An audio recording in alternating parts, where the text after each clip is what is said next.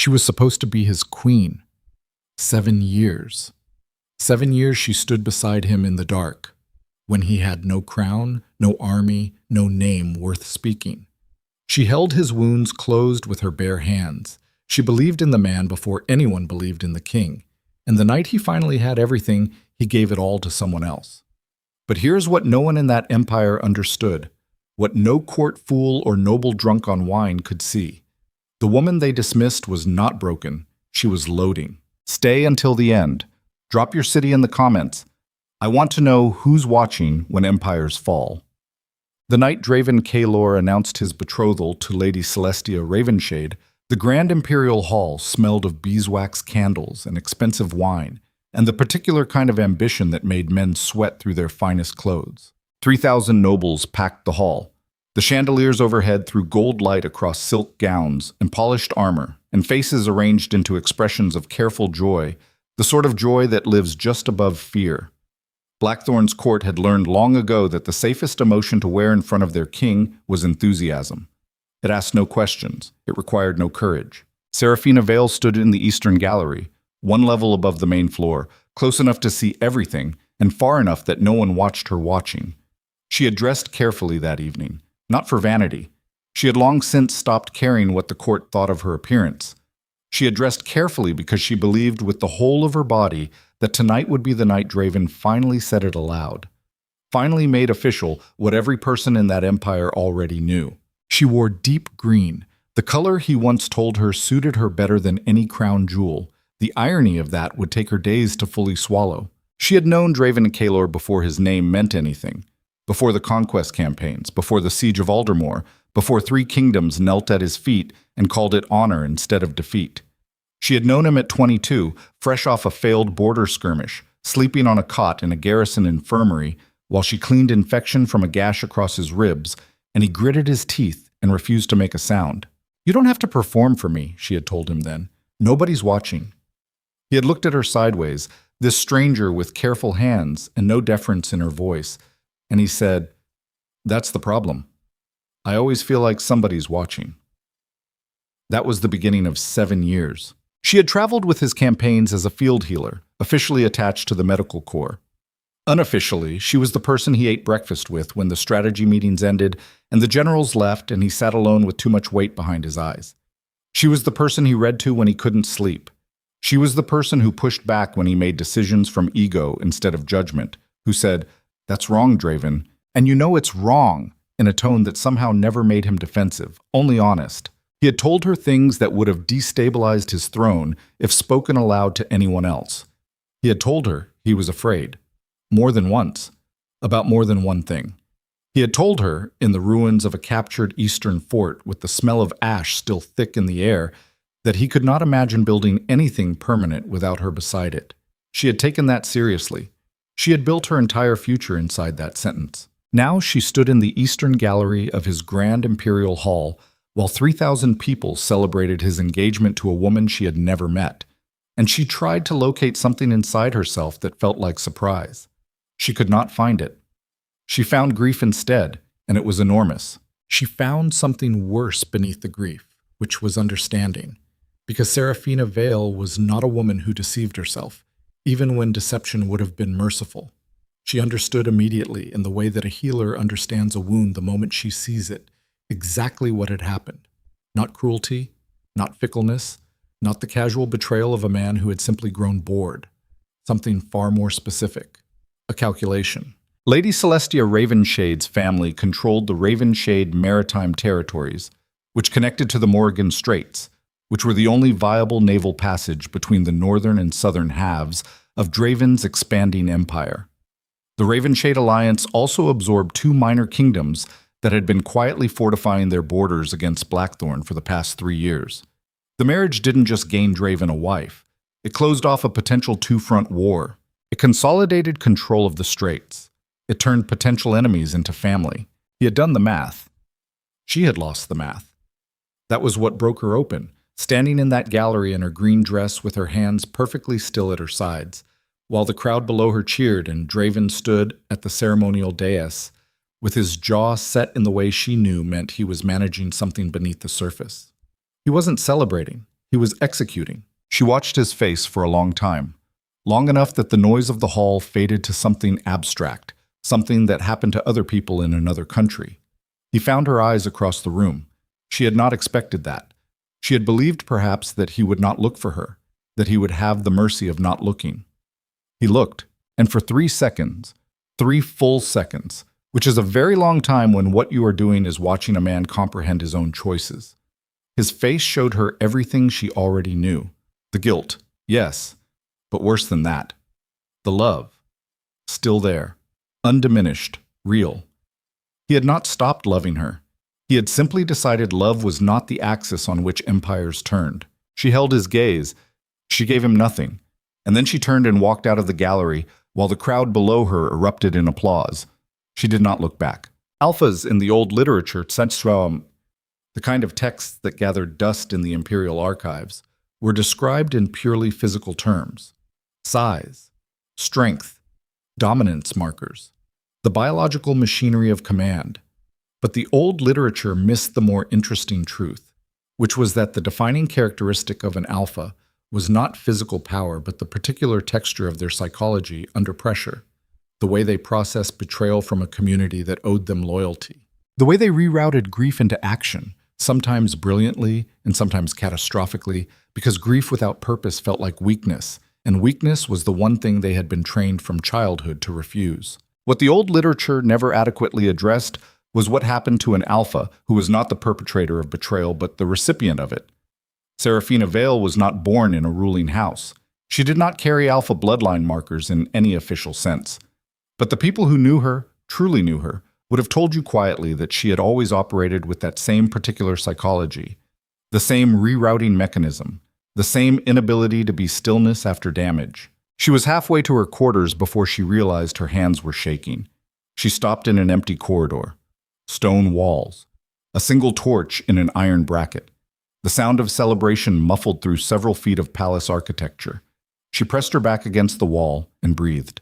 She gave herself exactly 4 minutes. She had learned through years of field medicine in active combat zones that the body needed a window to process shock before the mind could function cleanly. 4 minutes was the window she allowed herself. She counted her exhales. At the end of 4 minutes, she straightened her spine, lifted her chin, and walked to her quarters with the evenness of a woman who had made no decisions yet and needed to survive until she had. The morning after, the palace moved with a different energy. Faster, more excited. The kind of institutional excitement that happens when a court system receives new information to organize around. Servants moved with purpose. Advisors clustered in doorways. The machinery of royal celebration began its preparations with the particular humorless efficiency of people who understood that their positions depended on executional precision. Seraphina requested no audience, made no appointments, ate breakfast alone in her quarters, and read the report she had half finished the night before, a trade analysis from the Northern Guild networks that she had been helping compile for the last 6 months. She was meticulous about it, made notes in the margins, identified 3 errors in the projected shipping estimates. She had just set the report aside when the knock came. Not a servant knock. Not the light, apologetic tapping of someone delivering a meal. A heavy, deliberate knock that used 2 knuckles and no uncertainty. She knew the pattern. "Come in," she said. Draven entered alone. He had not changed from the ceremonial clothes of the night before, which told her he had not slept. His hair was loose. There was a tension across his shoulders that he carried when he was operating under guilt instead of strategy. Something she recognized the way a medic recognizes the presentation of a familiar illness. He closed the door behind him. They looked at each other across her quarters, and the silence held a density that was almost physical. "Seraphina," he said. "You look exhausted," she replied. He crossed the room, stopped 6 feet from her. His jaw tightened, and she watched him rearrange whatever he had prepared to say, because she had not responded the way he expected, and he had always been slightly off balance when she refused to perform the emotion he anticipated. "I need you to understand," he started.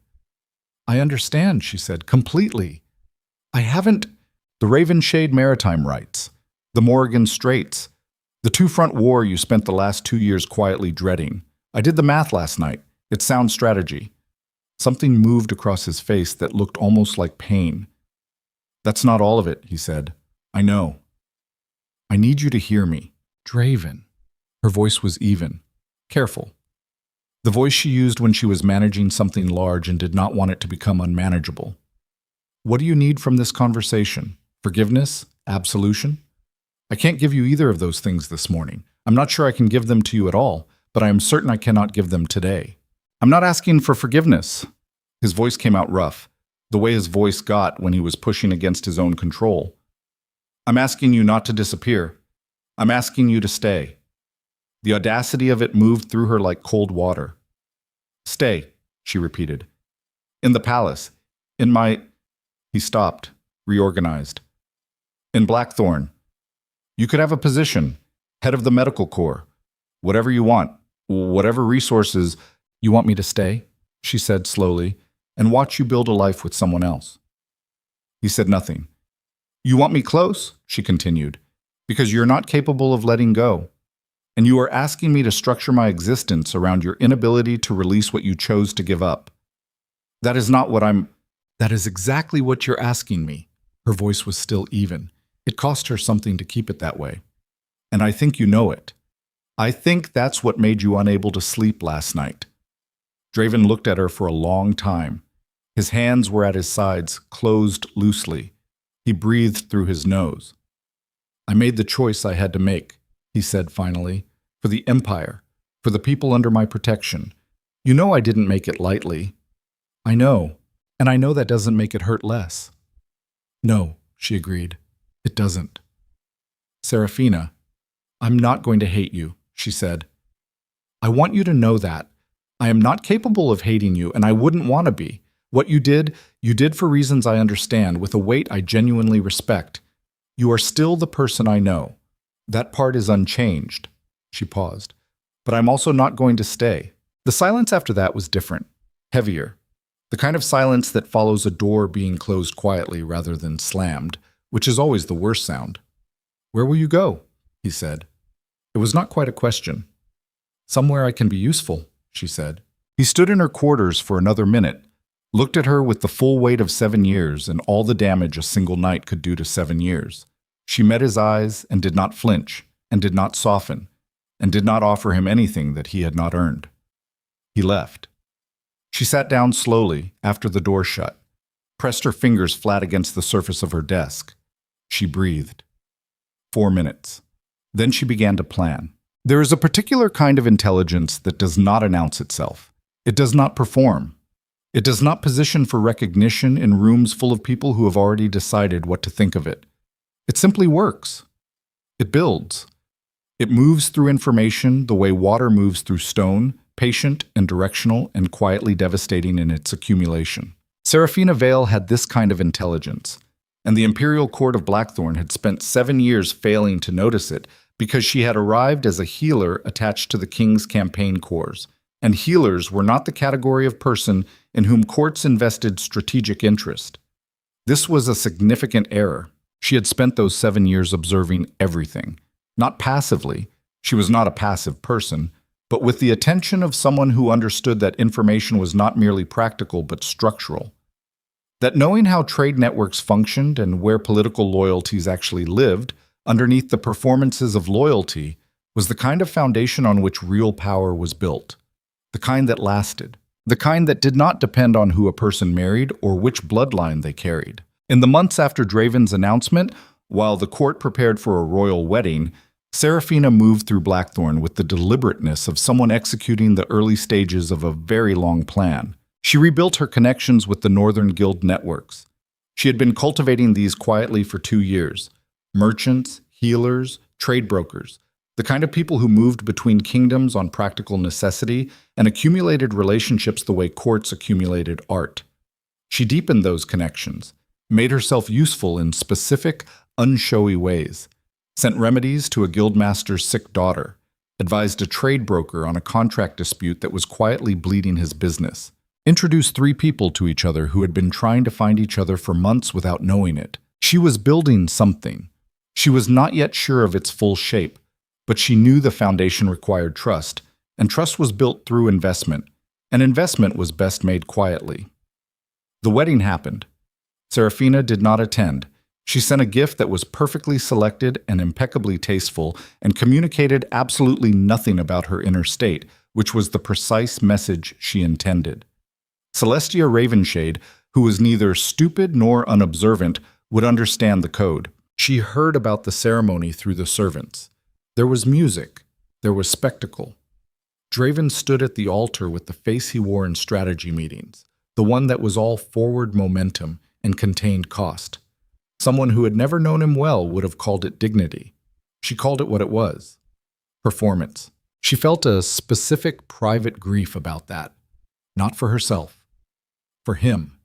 He had stood in one of the most significant moments a life could contain, and he had not been present in it. He had been executing. She allowed herself to feel that grief for 4 minutes. Then she wrote 3 letters, sent 2 packages to guild contacts in the Eastern Territories, and went to bed. The weeks following the wedding introduced a dynamic that Seraphina had anticipated in its general shape, but found, in the specifics, more corrosive than she had prepared for. The court's attitude toward her shifted. Before the announcement, she had existed in an undefined category, not quite a member of the inner circle, not quite an outsider, occupying a position whose ambiguity had given her a certain protection. After the announcement, that ambiguity collapsed. The court now had a clear story about her, and the clear story was humiliating. She had been expecting a crown. She had received nothing. She had stayed, which meant either she lacked the self-respect to leave or she was hoping for something that would never come. Either interpretation was contemptible. The nobles, who operated almost entirely through social positioning and could smell weakness the way predators smell blood, began the low-grade cruelty that courts are specifically engineered to produce. It was never direct. Blackthorn's court was too sophisticated for directness. It was a slight adjustment in where she was placed at table during formal dinners. It was conversations that stopped when she entered a room, followed by a beat too long before resuming. It was the particular quality of pity in the voices of women who addressed her with excessive warmth, the warmth that signals awareness of damage. She documented it internally with the same careful attention she applied to everything else. One afternoon, 3 weeks after the wedding, she was in the palace library pulling reference texts on Eastern trade law when Lord Arvon Weiss came in with 2 companions and stopped short at finding her there. Weiss was a mid-ranking noble with a seat on the Trade Council and an unearned confidence that came from having been born to a family that had occupied the same social position for 4 generations. "Lady Vale," he said, with the particular warmth, "I didn't realize you still made use of the palace library." "I've always made use of the palace library," she replied, without looking up from the index she was reading. "Of course." A pause. "You must find it comforting. Familiar territory, given the changes." She turned a page. "Lord Weiss, if you've come to make a point, I'd suggest making it directly. I'm occupied." He laughed. His companions laughed. The laugh of people who have decided that someone's discomfort is a performance for their entertainment. "I'm only saying," Weiss said, "that the palace must feel rather different for you these days. It would, naturally, given your previous expectations." She closed the text, set it down, looked at him. "My previous expectations," she said, "were my own business. My current activities are also my own business. And Lord Wise, the Trade Council meeting next week, is reviewing the Northern Shipping Route contract, which your family holds 3 active interests in. I've been advising the guild networks on the Eastern alternative routes. You might want to prepare yourself." She picked the text back up. "That's not a threat. It's information. Good afternoon." Weiss left. His companions followed. She listened to their footsteps recede and noted that they moved a little faster than when they'd entered. She exhaled, turned back to her reading. This was the thing about targeted cruelty. The kind deployed by people who believed a person was already down. It operated on the assumption that the target had no resources left, that they were isolated, that their only remaining move was to absorb damage. Seraphina Vale was not isolated. She was accumulating. Draven came to find her twice more in that period. Once in the library, once in the eastern courtyard where she had developed the habit of walking in the early morning before the palace population fully woke. The library encounter was brief and uncomfortable. He stood in the doorway with the look of a man who had rehearsed something and found, on arrival, that the rehearsal was inadequate. "I've been told there was an incident with Weiss," he said. "It wasn't an incident," she replied. "He's a member of the Trade Council." "I'm aware." "Seraphina, if someone in this palace is—" "I handled it," she said. He looked at her for a moment. She was working. She kept working. He left. The courtyard encounter was different. She heard him before she saw him. He moved quietly for his size. She had always noted that, the particular way he distributed his weight, but she had spent 7 years learning the sound of him in various registers, and she recognized the specific footfall of a man who was not certain of his welcome. She didn't turn around. "You've started walking in the morning," he said. 3 weeks ago," she confirmed. He came to stand beside her. Not close. Far enough that the space between them was something that required a decision to close. They stood in the early light for a while. The courtyard was empty, birds in the garden, the smell of damp stone, and something green. "I keep thinking," he said quietly, "that I need to explain myself better. That there's a version of this conversation where I find the right words." "There isn't," she said. "Not because you're inarticulate, because the right words don't exist for this particular thing. Then what do you want from me?" She considered that. "Nothing," she said, and meant it absolutely. "I want nothing from you, Draven. That's not hostility. That's where I actually am." He absorbed that. "That's worse," he said. "I know." The silence between them had a history to it, the weight of all the silences they had shared before, when the silence had been comfortable, when it had been the language of people who didn't need to fill every space with noise because their presence alone was enough. This silence was not that. This silence was the shape of subtraction. "The guild reports came across my desk," he said eventually. "Your name is attached to 7 different trade initiatives in the Eastern Corridor. The guild masters are writing about you in terms they usually reserve for trade ministers." She said nothing. "What are you building, Seraphina?" "My life," she said. He turned to look at her profile. She didn't turn to meet it. "You're planning to leave," he said, flat, not a question. "I'm planning to be useful somewhere. I'm not furniture," she said. "Whether that requires leaving depends on circumstances." "What circumstances?" "Various." He was quiet for a long time. Long enough that she thought he might simply stand there in the courtyard until she gave him something more. He had done that before. Outlasted her silences through sheer patient refusal to be dismissed. But she was different now, and she had more discipline than she had possessed at 25, when his patience could still draw things out of her. "I'm not going to ask you to stay again," he said finally. "Good, but I'm not going to stop." He stopped. "Caring," she finished for him. Not kindly, just accurately. "Yes, I know that too," she said. "Draven, I know every piece of this. I know you love me. I know you will love me for a long time, possibly the rest of your life. I know that knowledge is supposed to mean something, but it doesn't change what you chose, and it doesn't change what I have to do now." She finally turned, looked at him directly, in the full morning light without arrangement or performance.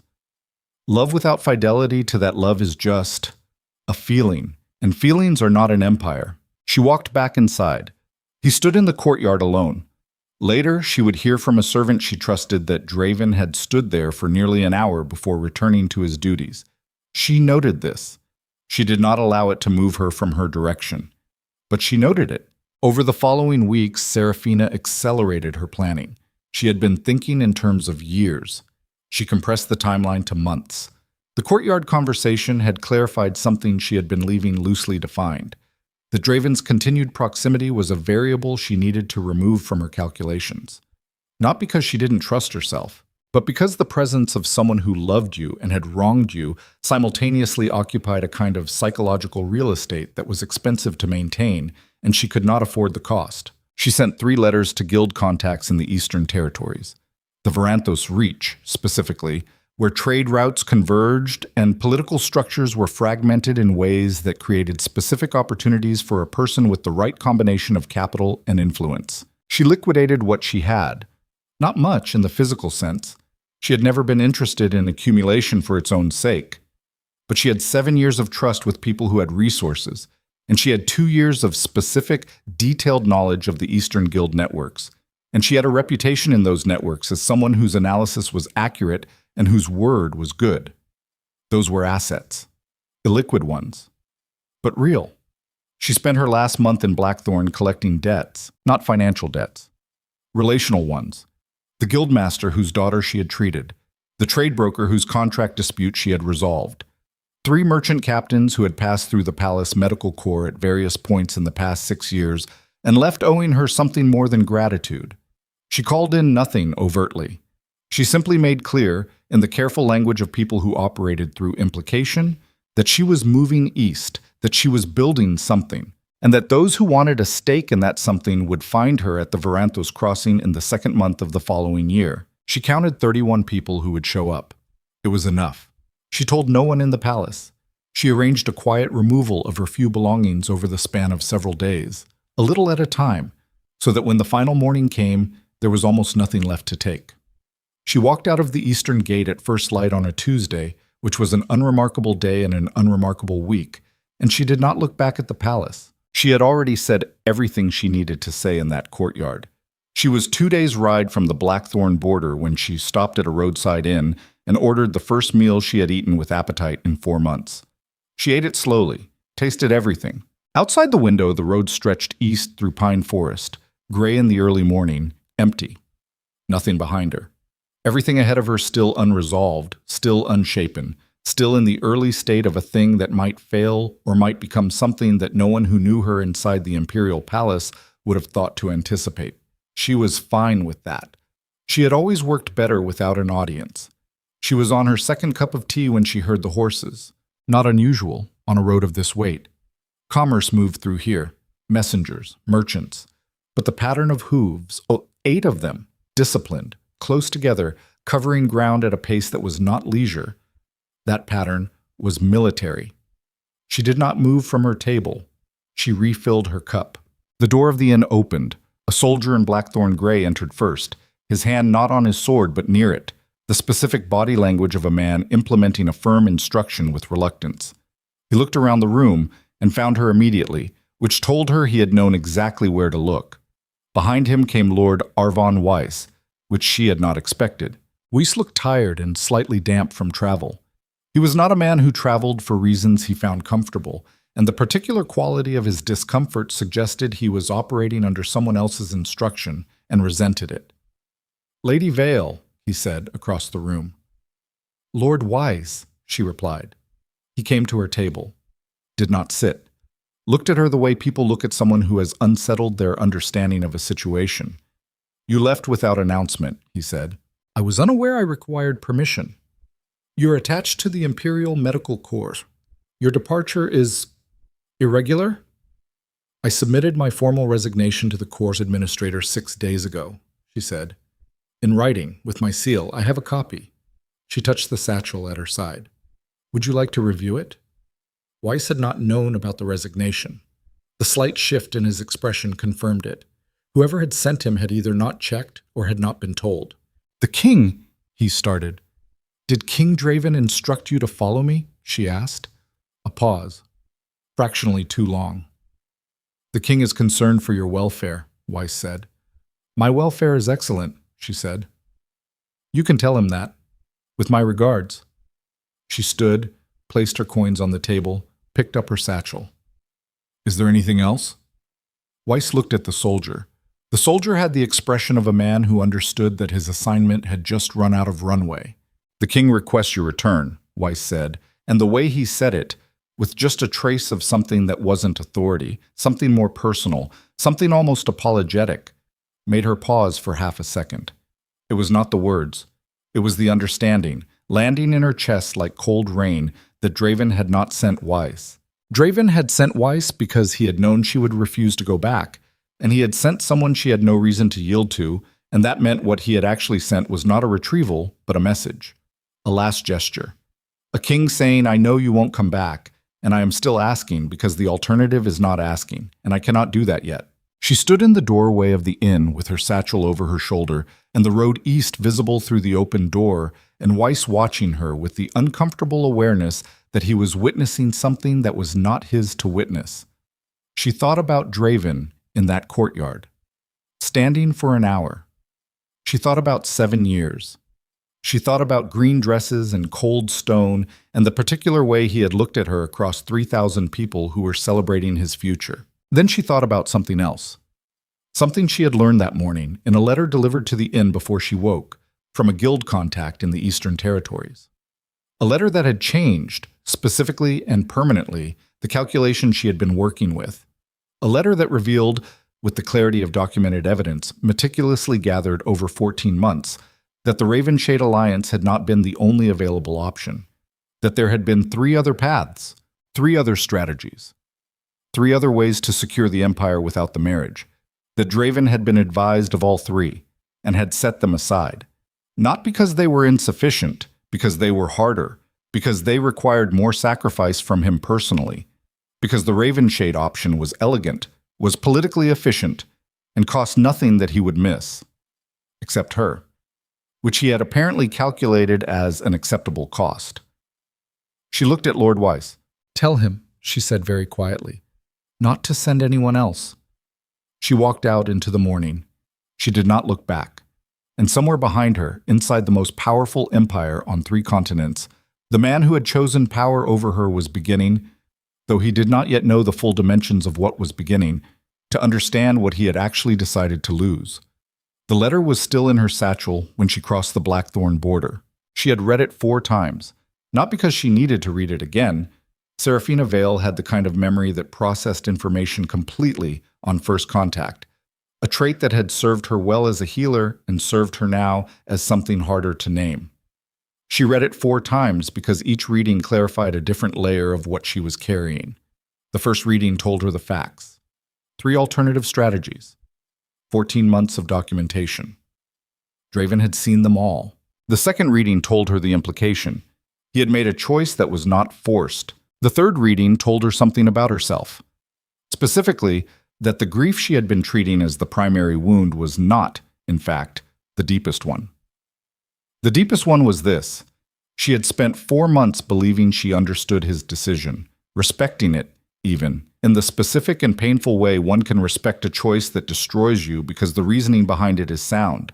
She had built her departure around that respect, had left without bitterness because bitterness requires a target, and she had refused to hate him. The fourth reading made her understand that the respect had been constructed on false ground. He had not been trapped. He had chosen the path that cost him least, which meant what he had sacrificed not from necessity, but from preference.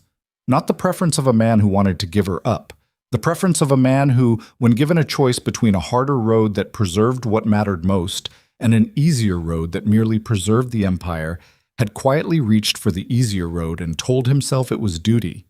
That was not duty. That was a specific kind of cowardice that wore duty's clothes. By the time the border was behind her and the Varanthos road opened up through pine and pale granite, she had a word for what she felt. It was not grief. It was not rage. It was something colder and more structural than either. It was the feeling of a foundation you trusted, revealing a crack that had always been there. She had loved a man who, when tested at the most specific and irreversible point, had not chosen her. Not because he couldn't, because he had decided she was the affordable loss. She rode east. She did not allow herself another 4 minutes. She needed the cold. Draven received Weiss's report on a Thursday, which was a meeting day, which meant he heard about Seraphina's departure in a room with 6 of his senior advisors present while pretending to review border assessments. Weiss delivered it with the careful neutrality of a man who understood he was handling something that had nothing to do with politics and everything to do with a person in a very specific kind of pain. She declined, Weiss said.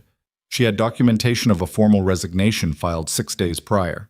Everything is in order, technically speaking. The advisors said nothing. They were experienced men. They recognized when to become very interested in the documents in front of them. Draven set down his pen.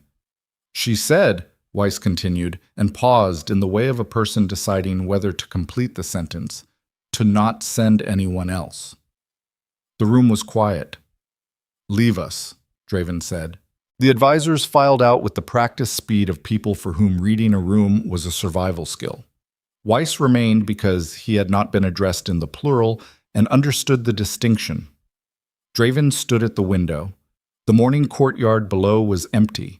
He had stood in that courtyard an hour 3 weeks ago and played the conversation back in his head 15 times and found no version that ended differently. "Tell me exactly what she looked like," he said. Weiss considered the question. "She was composed, my king. She was drinking tea. She stood when she was ready to stand and not before." He paused. "She did not look like someone who had been caught." "No, she wouldn't have." "Did she look back?" Draven asked. "When she left?" "No," Weiss said. Draven absorbed that.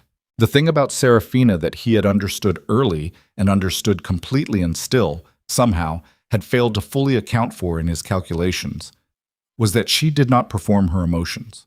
Other people in his life, in his court, in his history, had used emotion as leverage, had deployed grief or desire or anger as strategic instruments, and he had become adept at reading the performance beneath the feeling. It was, in fact, part of what had made him an effective ruler. He could almost always identify the gap between what someone showed him and what they actually wanted. Seraphina showed him what she actually felt, which meant the composure Weiss was describing. The tea, the documentation, the refusal to look back, was not a performance of strength. It was strength. She was not pretending she was fine. She was fine, in the specific and devastating sense of a person who had reorganized her interior world so completely around a new direction that the old direction had simply ceased to exert pull. He had been afraid of many things in his life. He had been afraid of failure in the early years, when the empire was still fragile and every military decision carried consequences measured in lives. He had been afraid of specific people, men with more resources and fewer scruples who had looked at his young kingdom and seen an opportunity. He had learned to process those fears functionally, to let them sharpen his attention rather than contract it. He had not previously been afraid of losing something that was already gone. He was afraid of that now, because losing Seraphina to the distance of geography was one thing. He had told himself he could manage that she would be east and he would be here, and the empire would continue and both of them would build something from the wreckage of what he'd broken, and eventually the rawness would scar over. But losing Seraphina to the specific understanding that she had stopped loving him, not in the gradual way of people who drift, but in the clean, surgical way of a woman who had looked directly at what he was and made a final assessment. That was something he had no prepared response to. "She's going to build something," he said, mostly to himself. "My king? East, the guild networks. She's been laying groundwork for months." He turned from the window. "She's going to build something, and it is going to be significant, and I am the reason she is building it outside my borders instead of inside them." Weiss had the expression of a man who had formed an opinion and was deciding whether he was paid enough to share it. "Say it," Draven said. Weiss straightened. "You had other options, my king. For the Ravenshade problem. I was not in those strategy meetings, but I have heard, indirectly, that there were other paths that were reviewed and set aside." Draven looked at him for a moment. "You heard that from where?" he said. "Guild channels," Weiss said carefully. "The Eastern merchants talk. They've been talking to Lady Vale, apparently, for some time." So she knew. He had wondered when that information would reach her. He had known, from the moment he made the decision, that secrecy about the alternatives was not sustainable. Someone would talk. Someone always talked. He had made peace with that abstract future discomfort. He had not made peace with what it actually felt like to know she knew. "Get out," he said, not unkindly. The flat, final tone of a man who needed to be alone with something that didn't have an audience yet. Weiss got out. Draven stood in the empty room and looked at the border assessments on the table and felt, with the clarity of a person who had spent years training himself to see situations accurately regardless of whether accuracy was comfortable, that he had done something he could not undo. Not the marriage, not the announcement, not even the choice itself. He had given Seraphina Vale a reason to stop respecting him. That was what he could not undo.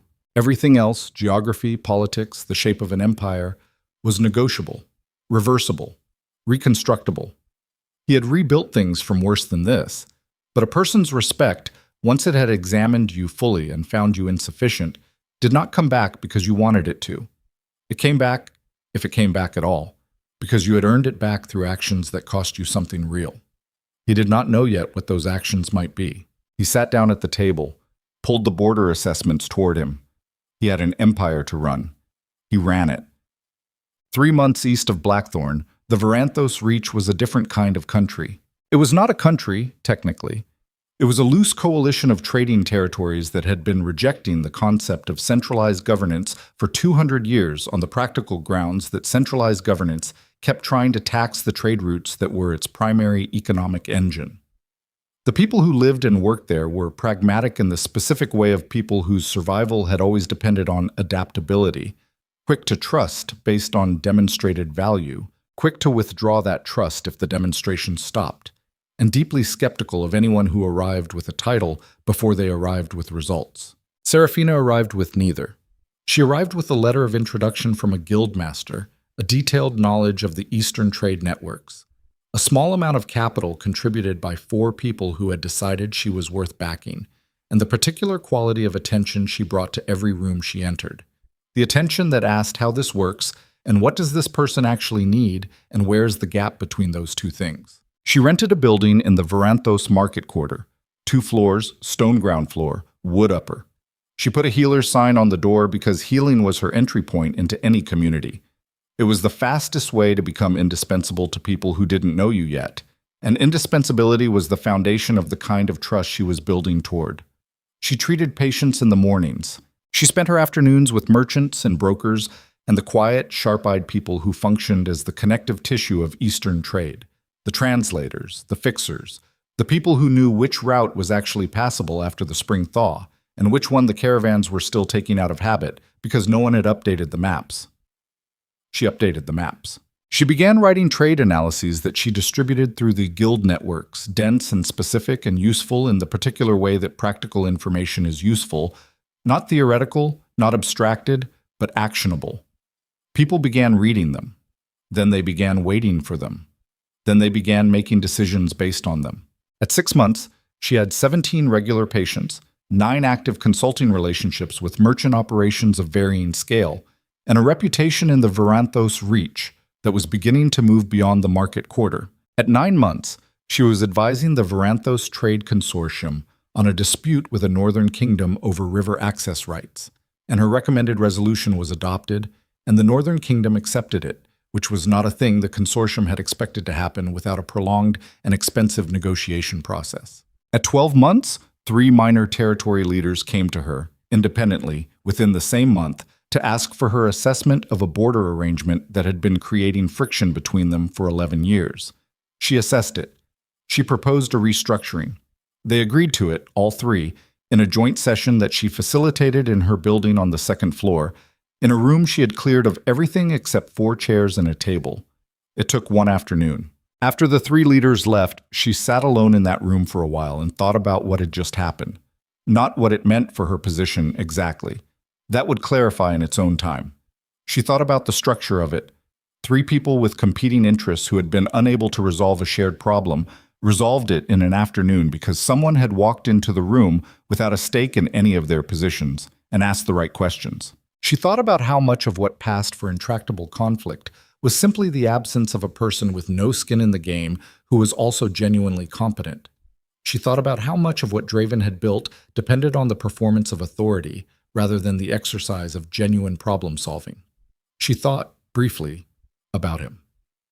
She gave herself 4 minutes. Then she went downstairs and wrote 2 letters and started on the next trade analysis. The first report reached Blackthorn through official intelligence channels 14 months after Seraphina's departure. It was brief, factual, and was delivered to Draven by his intelligence director with the neutrality of a man who had decided this information was strictly professional. The report described a woman in the Varanthos Reach who had established a healing practice that had expanded into a trade consultancy that had expanded into what could reasonably be described as a nascent political brokerage. It described the 3-territory border resolution. It described a growing reputation that was beginning to reach beyond the Reach into adjacent territories. It described the guild network relationships, now numbering somewhere above 40 active connections. The intelligence director cleared his throat. There is a secondary development. Some in the Eastern territories have begun using an informal name for this individual. Draven looked at the report. "Tell me," he said. The silver voice, the director said, based on, apparently, the quality and effectiveness of her spoken negotiations. There is also a reference to he paused. The silver architect. That one is less common, but seems to be gaining usage among the merchant class specifically. Draven set the report down. Continue monitoring, he said. Of course. The director did not move. My king, the Eastern Territory leaders who participated in the border resolution, 2 of them have sent informal inquiries to our diplomatic office about the status of this individual, whether she represents Blackthorn interests. She does not, Draven said. That is what we communicated. A pause. They seemed relieved, rather than disappointed. Draven looked at him, meaning, the director said carefully, that they prefer she remain unaffiliated. They appear to trust her specifically because she has no imperial backing. The conversation lasted another 4 minutes and resolved nothing that was resolvable through conversation. After the director left, Draven sat with the report. Read it twice, set it face down on his desk. He thought about a 25-year-old healer in a garrison infirmary who had told him nobody's watching and had somehow made that feel like permission to be a person instead of a position. He thought about how long he had taken that for granted. The particular cruelty of a certain kind of regret is its precision. Vague regret is manageable. It spreads across the surface of a person's consciousness and can be diluted by occupation and time and the daily mechanical requirements of being alive. Precise regret is different. It locates the exact moment, the specific sentence, the particular morning when you could have chosen differently and didn't. It plays that back on a schedule that doesn't consult your preferences. Draven was an alpha in the fullest operational sense, which meant he had been trained from adolescence to process the world through the lens of forward movement. There was always a next objective, always a next campaign, always a next thing to build or secure or protect. This was not a flaw in his character exactly. It was the reason he had built something worth protecting in the first place. But it was a specific kind of liability when the thing that needed attention was not a strategic problem, but a human one. Because human problems didn't resolve through forward movement. They resolved through accounting, through the willingness to stop and look directly at what you had done and not reach immediately for the next thing as a way of avoiding the looking. He was looking now. He had been looking with increasing clarity for 14 months. The empire continued. It expanded even in modest ways. The Ravenshade Alliance had produced the strategic benefits he had calculated. The maritime routes were secured. The potential two-front war had been neutralized. The noble factions were generally, if not enthusiastically, aligned. Celestia was a competent queen. She was intelligent, politically astute, and had approached her role with a professionalism that he respected genuinely. She had also, within 3 months of the wedding, made clear to him that she understood the architecture of their arrangement, that this was a political partnership, not an emotional one, and that she had no interest in performing a sentiment that was not present. That conversation had been, in its way, one of the more honest he'd had in the palace. I don't need your love, Celestia had told him, in her sitting room on a rainy afternoon with the kind of directness that had surprised him, even knowing her reputation. I need your respect and your consistent political support. Everything else is optional. You deserve more than an optional marriage, he had said. I'm a Ravenshade, she said. I knew exactly what I was entering. The question is whether you did. He had not answered that. She had looked at him with the particular assessment of a woman who has received an answer through someone's silence and filed it accurately. I hear she's doing extraordinary things in the East, Celestia said. He stilled. The guild networks, she continued with perfect composure, as if they were discussing agricultural policy. The Varanthos reach political work, the border resolution. She looked at her tea. She's talented. Yes, Draven said. You knew that. Yes. And you chose me anyway. She said it without cruelty, with the directness of a woman examining a fact. Not because you loved me, because I was the more practical option. Celestia, I'm not asking for an apology, she said. I'm stating a situation. We are both intelligent people who made a political agreement and are now living inside it. What I'm saying is that you should be honest with yourself about what you gave up, because men who aren't honest with themselves about their losses tend to make the same calculation again in different contexts. And that would be unfortunate. for everyone. He had thought about that conversation many times since. He thought about it now, sitting with the intelligence report. He thought about the specific quality of Celestia's intelligence, which was the intelligence of someone who saw clearly and didn't flinch and was not cruel about it. He thought about how, in a different arrangement, he might have been grateful for that, might have built something real with it. He thought about how he had built nothing real with anyone, since the woman in green left his gallery and did not look back. He put the report in his drawer. He had 3 hours before the afternoon strategy session. He used them working. 18 months after the departure, a formal communique arrived at the Blackthorn diplomatic office from an entity that had not previously communicated with them. The entity was called the Varanthos Sovereign Compact. It was, the communique explained, a newly formalized political and economic alliance between 7 eastern territories, structured around shared trade infrastructure, mutual defense arrangements, and a jointly administered judicial process for resolving disputes between member territories. The document was precise, elegant, and demonstrated a structural sophistication that his own diplomatic staff assessed as equal to or exceeding anything currently operating in the Western Kingdoms. Attached to the communique was a brief letter of introduction, formally signed. The signatory was the compact's founding architect and its elected first voice, a title that had no precise equivalent in imperial systems, but which his diplomatic staff translated, after some discussion, as something close to Chancellor Sovereign. The name on the letter was Seraphina Vale. Draven read the communique twice, read the letter once. His diplomatic chief across the desk was maintaining the neutral expression of a person who had been doing this job for 16 years and had learned that certain information required the recipient to have a private moment before a professional response could be constructed. "She built it," Draven said. "In 18 months," the chief confirmed. Draven set the letter down. 7 territories, he said. "With a combined population that exceeds 2 of Blackthorn's border provinces," the chief said, "their trade volume, per the attached figures, is significant and growing. The Eastern merchant networks appear to have consolidated substantially around the compact's infrastructure." "What are they asking for?" "Formal recognition," the chief said. "Standard diplomatic exchange.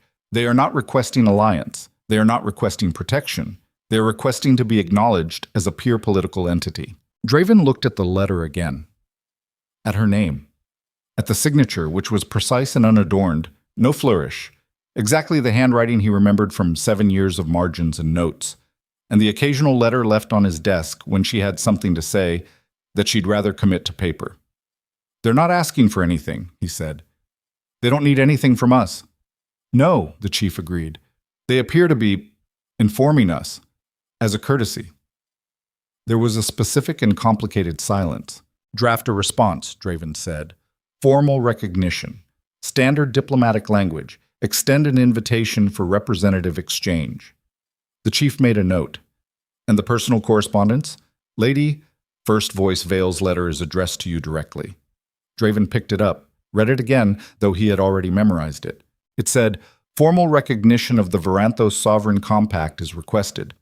Enclosed documentation provides full structural accounting of the alliance and its political and economic standing.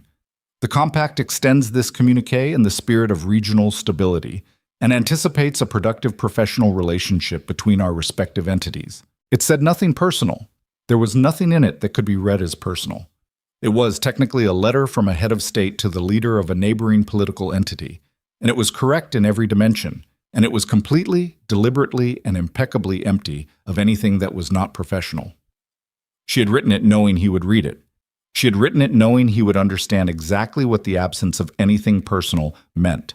She had written it as the final punctuation on a story she had already closed. He set it down. "I'll respond to the formal communique through diplomatic channels," he said. "The personal letter doesn't require a separate response." The chief nodded. Left. Draven sat alone. The empire was intact. The trade routes were secured. The alliance was holding. His court was stable, his borders quiet, his crown unchallenged. He had everything he had chosen over her. He had everything he had calculated was worth the cost. And somewhere east, in a building in the Varanthos market quarter that had started as a 2-floor stone and wood structure and was now, presumably, something considerably larger, The woman he had deemed an affordable loss was running a sovereign entity that 7 territories had trusted her to build in 18 months. The woman he had deemed an affordable loss. He stayed with that phrase for a while. It was the most honest accounting he had ever done of his own decision.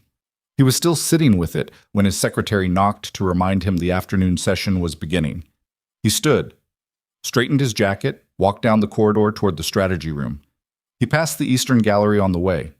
He did not stop, but he looked at the spot where she had stood 18 months ago in a green dress, while 3,000 people celebrated what he had chosen instead of her. And he felt something move in his chest that had no name in the language of kings. The afternoon session was about Eastern trade projections. The preliminary figures, newly revised by his economic staff, showed a significant flow of merchant activity consolidating around an Eastern alliance, an entity with structural sophistication equal to or exceeding their own. His economic advisor, halfway through the presentation, paused in the specific way of a person who has arrived at a section of data that is professionally sensitive. The Varanthos Sovereign Compact, the advisor said, founded 18 months ago. The trade volume shift is substantial, my king. Several merchant networks we had considered Blackthorn aligned have repositioned their primary relationships toward the compact. He paused. The compact's first voice has apparently renegotiated several long-standing routes on terms that are more favorable to the merchants. Draven looked at the figures. She undercut us, said Lord Merrick, the youngest advisor, with something that was almost admiration. She didn't undercut us, Draven said. She offered them something we hadn't thought to offer. He set the report down. She's not competing with us. She's making us irrelevant to a set of relationships we assumed were permanent. The room was quiet in the way of a room that has just received a diagnosis. What do you recommend? Merrick asked. Draven looked at the Eastern trade figures, at the compact's projected growth curve, at the names of the 7 territories that had federated around a woman who had left his empire with a satchel and no announced intention. He opened his mouth to answer, and that was when his secretary entered, without knocking, which never happened, which meant the information was time-critical, and placed a second document on the table in front of him. Not a trade report. A diplomatic communiqué arrived by fast courier within the last hour, bearing the seal of the Morath Federation, the largest independent power on the continent, with which Blackthorn had maintained a careful, formal neutrality for 11 years. The communiqué was addressed to the Varanthos Sovereign Compact. It was a formal request for a military alliance, and it had been copied to Blackthorn as a notification. Not a request for their input, not an invitation to join, a notification. The way you notify a neighbor that you have decided who your friends are. Draven read it once. He set it down. He looked at his advisors, who were looking at him with the particular expression of men who understood that the strategic landscape had just shifted in a direction none of their models had projected. Because if the Morath Federation, which had 11 years of careful neutrality and the largest standing army on the continent, had decided to formally ally with Seraphina Vale's 18-month-old sovereign entity, then the Varanthos Sovereign Compact was no longer a regional trade alliance. It was a power. And its first voice was no longer a woman he had decided he could afford to lose. She was a sovereign whose next decision could determine whether his empire faced a diplomatic crisis or a continental one. And she had not told him it was coming. She had let him read it in a copied notification, like any other neighboring state, like someone who was no longer his anything. The copied notification sat on the strategy table for 11 seconds before anyone in the room spoke. Draven counted them, not consciously. But later, reconstructing the moment, he would know it was 11 seconds because he had been watching the candle on the side table and it had guttered twice in the draft from the door his secretary had left open, and the particular rhythm of those 2 gutters marked the time the way a clock marks time, indifferent to the weight of what it measures. Lord Merrick spoke first, which was consistent with his age, young enough to still believe that filling silence was helpful. It could be a negotiating posture, sir, Merrick said. The Morath Federation has used alliance announcements as leverage before. It doesn't necessarily mean it means exactly what it says, Draven said. The room accepted this. The Morath Federation did not make diplomatic gestures. This was documented, historical, and universally understood by anyone who had spent more than 6 months operating at the level of continental politics. The Federation had maintained its neutrality for 11 years, not through ambiguity, but through the specific and inflexible discipline of meaning every word it put to paper. When Morath signed something, the ink was already dry on the implementation, which meant the alliance with the Varanthos Sovereign Compact was not a posture, it was a fact. His economic advisor was doing the math that Draven had already done. He could see it in the way the man's eyes moved, scanning the Eastern trade figures, the military strength assessments they kept on file for the Federation, the projected political weight of a coalition between Morath's armies and the Compact's merchant infrastructure and diplomatic reach. The combined entity, the advisor said carefully, would represent a significant continental counterweight. To us, Draven said, flat, accurate. No point in softening the framing when everyone in the room had already arrived at the same conclusion.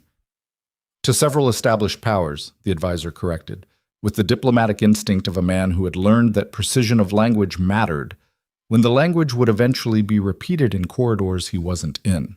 Draven looked at the communique again. Seraphina's compact had been operational for 18 months. 18 months from a rented 2-floor building to a sovereign entity that the most powerful neutral force on the continent had decided was worth a formal military alliance. The speed of it was, he had been going to think it was remarkable, but that was the wrong word.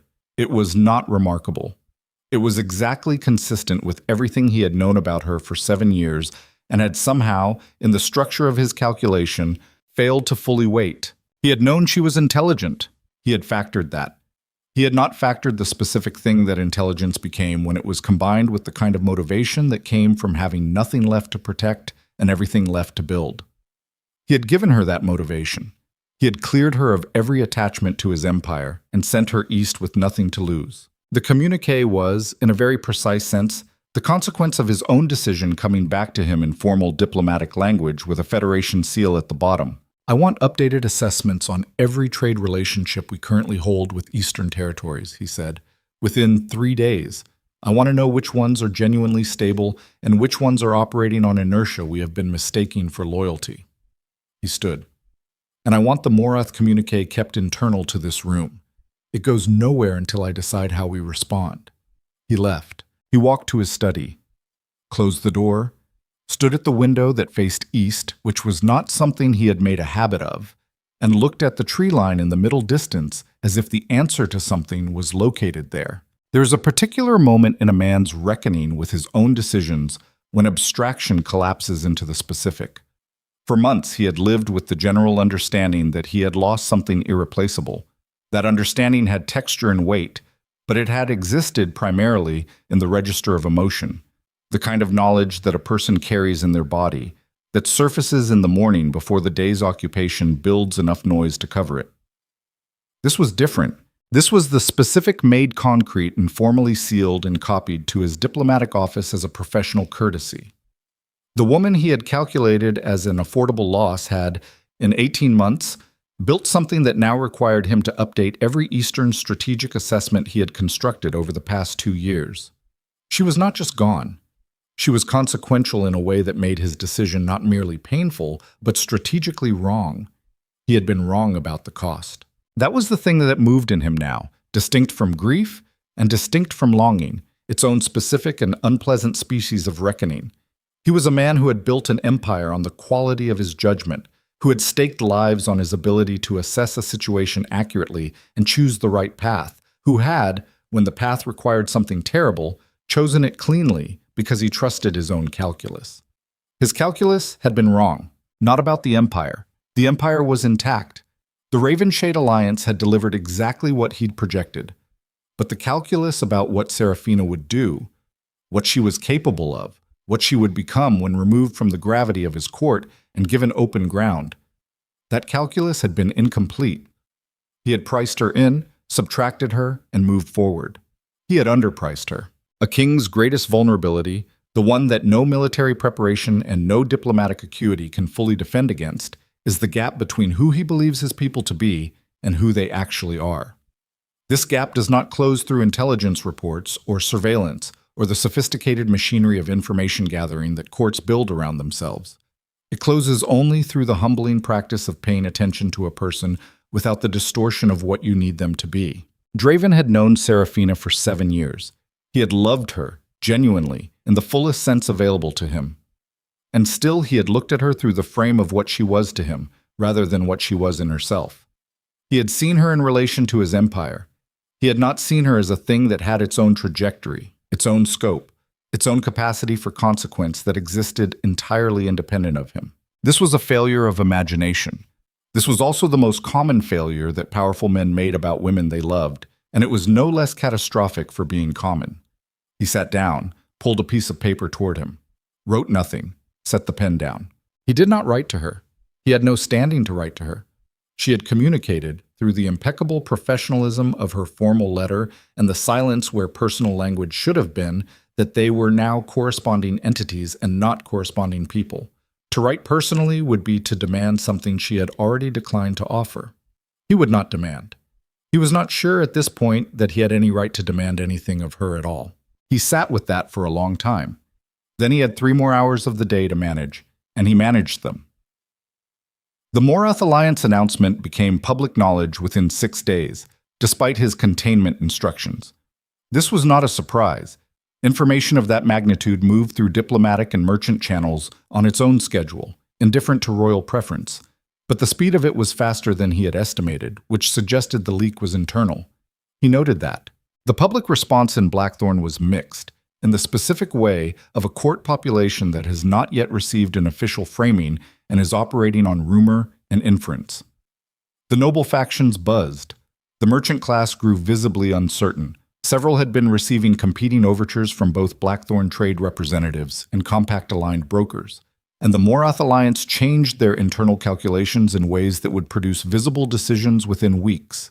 Celestia came to find him on the 7th day. She arrived in his study without announcement, which was within the formal permissions of her position as Crown Queen, and she sat down across his desk with the directness of a woman who had decided that a conversation was necessary and saw no benefit in delay. "You've been quiet," she said. "I've been working," he said. "You've been quiet in a specific way," she said. "The kind that means something is wrong in a direction that isn't strategic." He looked at her. She looked back with the particular patience of a person who was not going to pretend the obvious wasn't obvious. "The Morath Alliance," she said. "Yes. That's not just a strategic problem," she said. "For you." He said nothing. "Draven." Her voice was not unkind. Celestia Ravenshade had many qualities he had underestimated when she was still primarily a political variable, and one of them was the specific quality of her directness, which was never deployed as a weapon, but always as an instrument of reality. She built a sovereign entity in 18 months and allied it with the most powerful neutral force on the continent, and she did it starting from nothing, from whatever she managed to carry out of this palace in a satchel. She paused. "How does that make you feel?"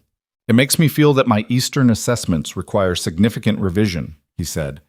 "I'm not asking about your assessments." He put the pen down. "It makes me feel," he said, "that I was wrong about what I was losing." Celestia was quiet for a moment. "You knew she was extraordinary," she said. "I knew she was competent, intelligent, perceptive. I knew she was—" He stopped. "I did not know she was this." "Because you'd never seen her with room to move," Celestia said, with the simple accuracy of someone who had no personal stake in protecting his comfort. "You saw her as part of your structure. You didn't see what she would be outside of it." "No," he agreed. "I didn't." Celestia looked at him with the particular expression she wore when she was deciding whether to say the full thing. She said the full thing. "You need to go to her," she said. He looked up sharply. "Not now," she continued. "Not yet. You have no standing to approach her now. You'd only be reacting to the Morath development, and she would know that. And it would be the worst possible framing, but eventually." She held his gaze. "Whatever you think you're managing by staying here and running your assessments, you're not managing it. You're just delaying the accounting." "We are married," he said, flatly, not as a rebuttal, as a statement of the actual problem. "We are politically married," she said. "We have been honest with each other about what that means. I am not asking you to betray me. I am asking you to stop pretending you've made peace with something you haven't made peace with. She stood. It affects your judgment, and your judgment is what this empire runs on. She left. He sat in the empty study. He thought about what she'd said, not with resistance. He was past the stage of resisting accurate assessments. He thought about it carefully, the way he thought about any problem that mattered. He thought, she's right. He thought, this is more complicated than she knows. He thought, I need to understand what's happening in my own court before I can think clearly about anything east. That last thought arrived with a specific edge to it, the edge of something that had been sitting at the periphery of his attention for 3 weeks, and that he had been giving insufficient focus because the Morath development had consumed the foreground of his thinking. 3 weeks ago, the internal leak that had carried the Morath communique to public knowledge within 6 days of his containment instruction. He pulled his attention back to that. The containment instruction had been given in a room with 6 people. His diplomatic chief, his economic advisor, Lord Merrick, 2 senior strategic advisors, and his secretary who had delivered the document. 6 people, plus himself. The information had moved through diplomatic and merchant channels, which suggested the source had contacts in both. He had been treating it as an unfortunate efficiency of information flow, a general porous quality of court intelligence that any sensitive subject might produce. He was now not sure that was right. He summoned his intelligence director the following morning, not to his study, to a smaller room, 1 floor below, used primarily for archive storage and not a location associated with sensitive meetings. He gave the instruction through a direct verbal message, no written intermediary. The director arrived, took in the location without comment, and sat down. The Morath leak, Draven said. I want you to tell me what you found. My assessment is still preliminary, the director said. Give me the preliminary. The director looked at him with the careful expression of someone delivering information they would prefer to be wrong about. The channel appears to originate inside the palace, he said. Not a court periphery contact. Someone with direct access to the strategy room's discussions. He paused. There are 3 likely candidates based on contact patterns and merchant network relationships. I have not named them in any written report. Name them to me now. The director named them. 2 of the names were expected. Mid-level nobles with documented merchant interests who had been on his peripheral surveillance list for different reasons. The 3rd name stopped him. Lord Harvin Castle. Draven said nothing for a moment. Castle was not a mid-level noble. Cassell was his senior strategic advisor, a position he had held for 9 years, a man who had been in the room during the Ravenshade deliberations, during the Eastern strategy sessions, during the private discussions about the alternatives that had been set aside.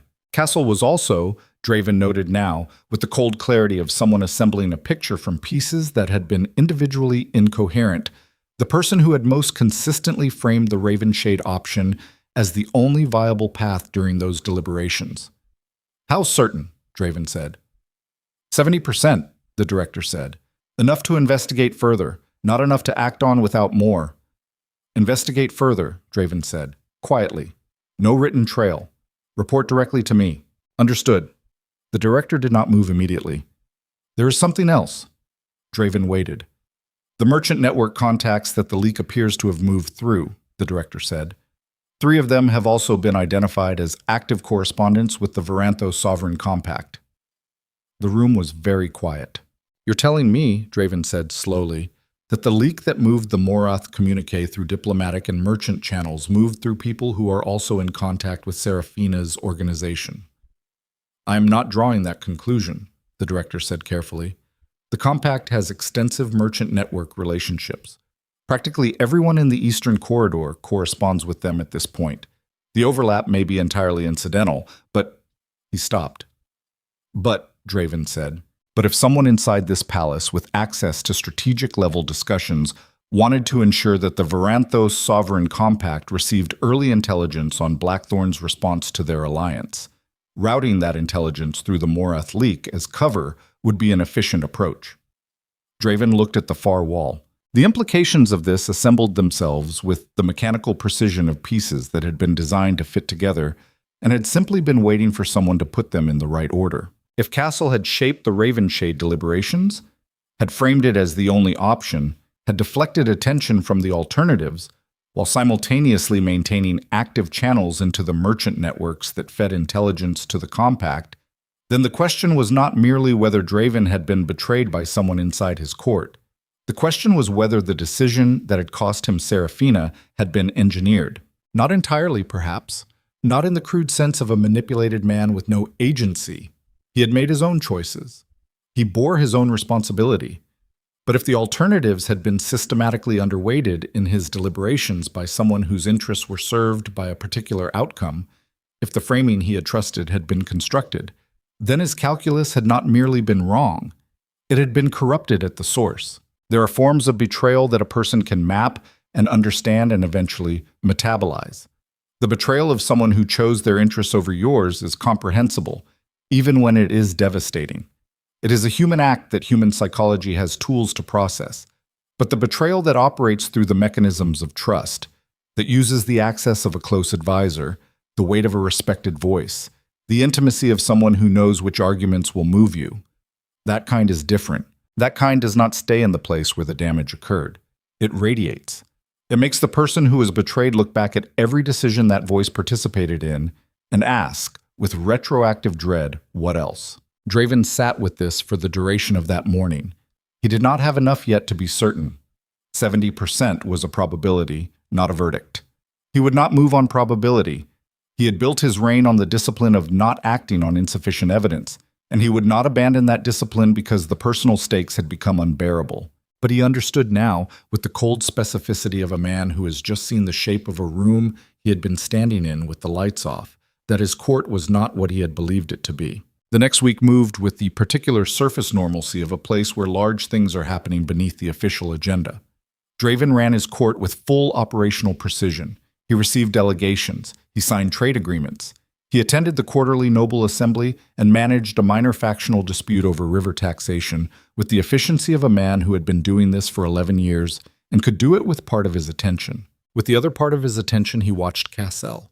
Cassel was good. Draven would give him that.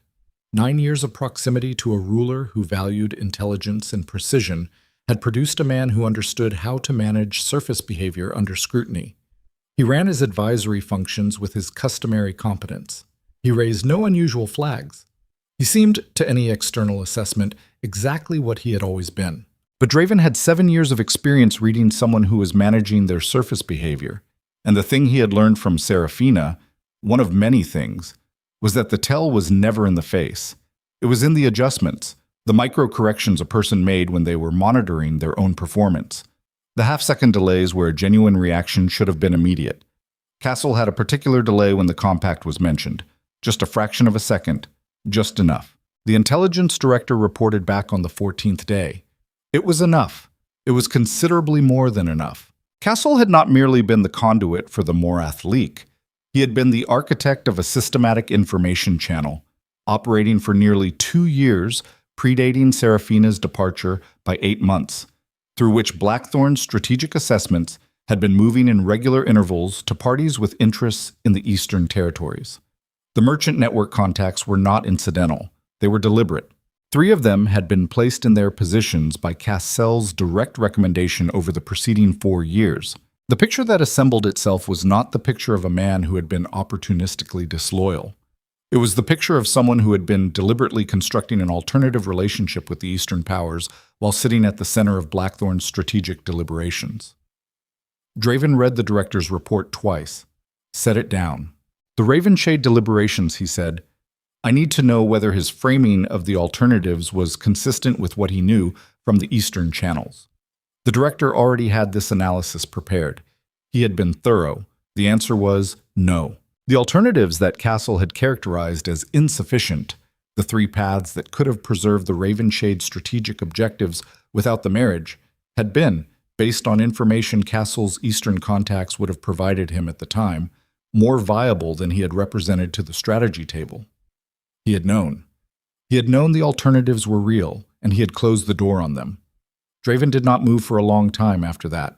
He sat in the archive room with the intelligence report on the table in front of him, and the particular quality of stillness that is not calm but is its convincing neighbor. The stillness of a person who is holding something enormous and cannot yet afford to drop it. He thought about the strategy sessions, Cassel's voice in them, measured and assured, deploying the framing of inevitability around a decision that had not been inevitable. The door Castle had quietly closed. The path Draven had not walked because he had trusted the man who told him it didn't lead anywhere. He thought about Seraphina in the courtyard. I want nothing from you, Draven. That's where I actually am. She had left believing he had chosen power over her. She had been wrong about only one thing. She had believed the choice had been free.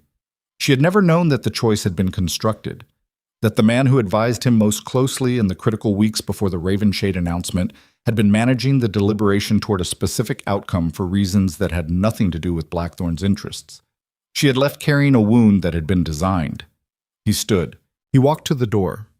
He stopped. There is a moment in every reckoning when a person arrives at the edge of who they have been and understands, with a clarity that previous versions of themselves could not have accessed, that the next step will require them to become someone different. Not better, necessarily. Not in the comfortable, motivational sense of personal improvement. Different in the specific way that a material changes under sufficient heat and pressure. The change is irreversible.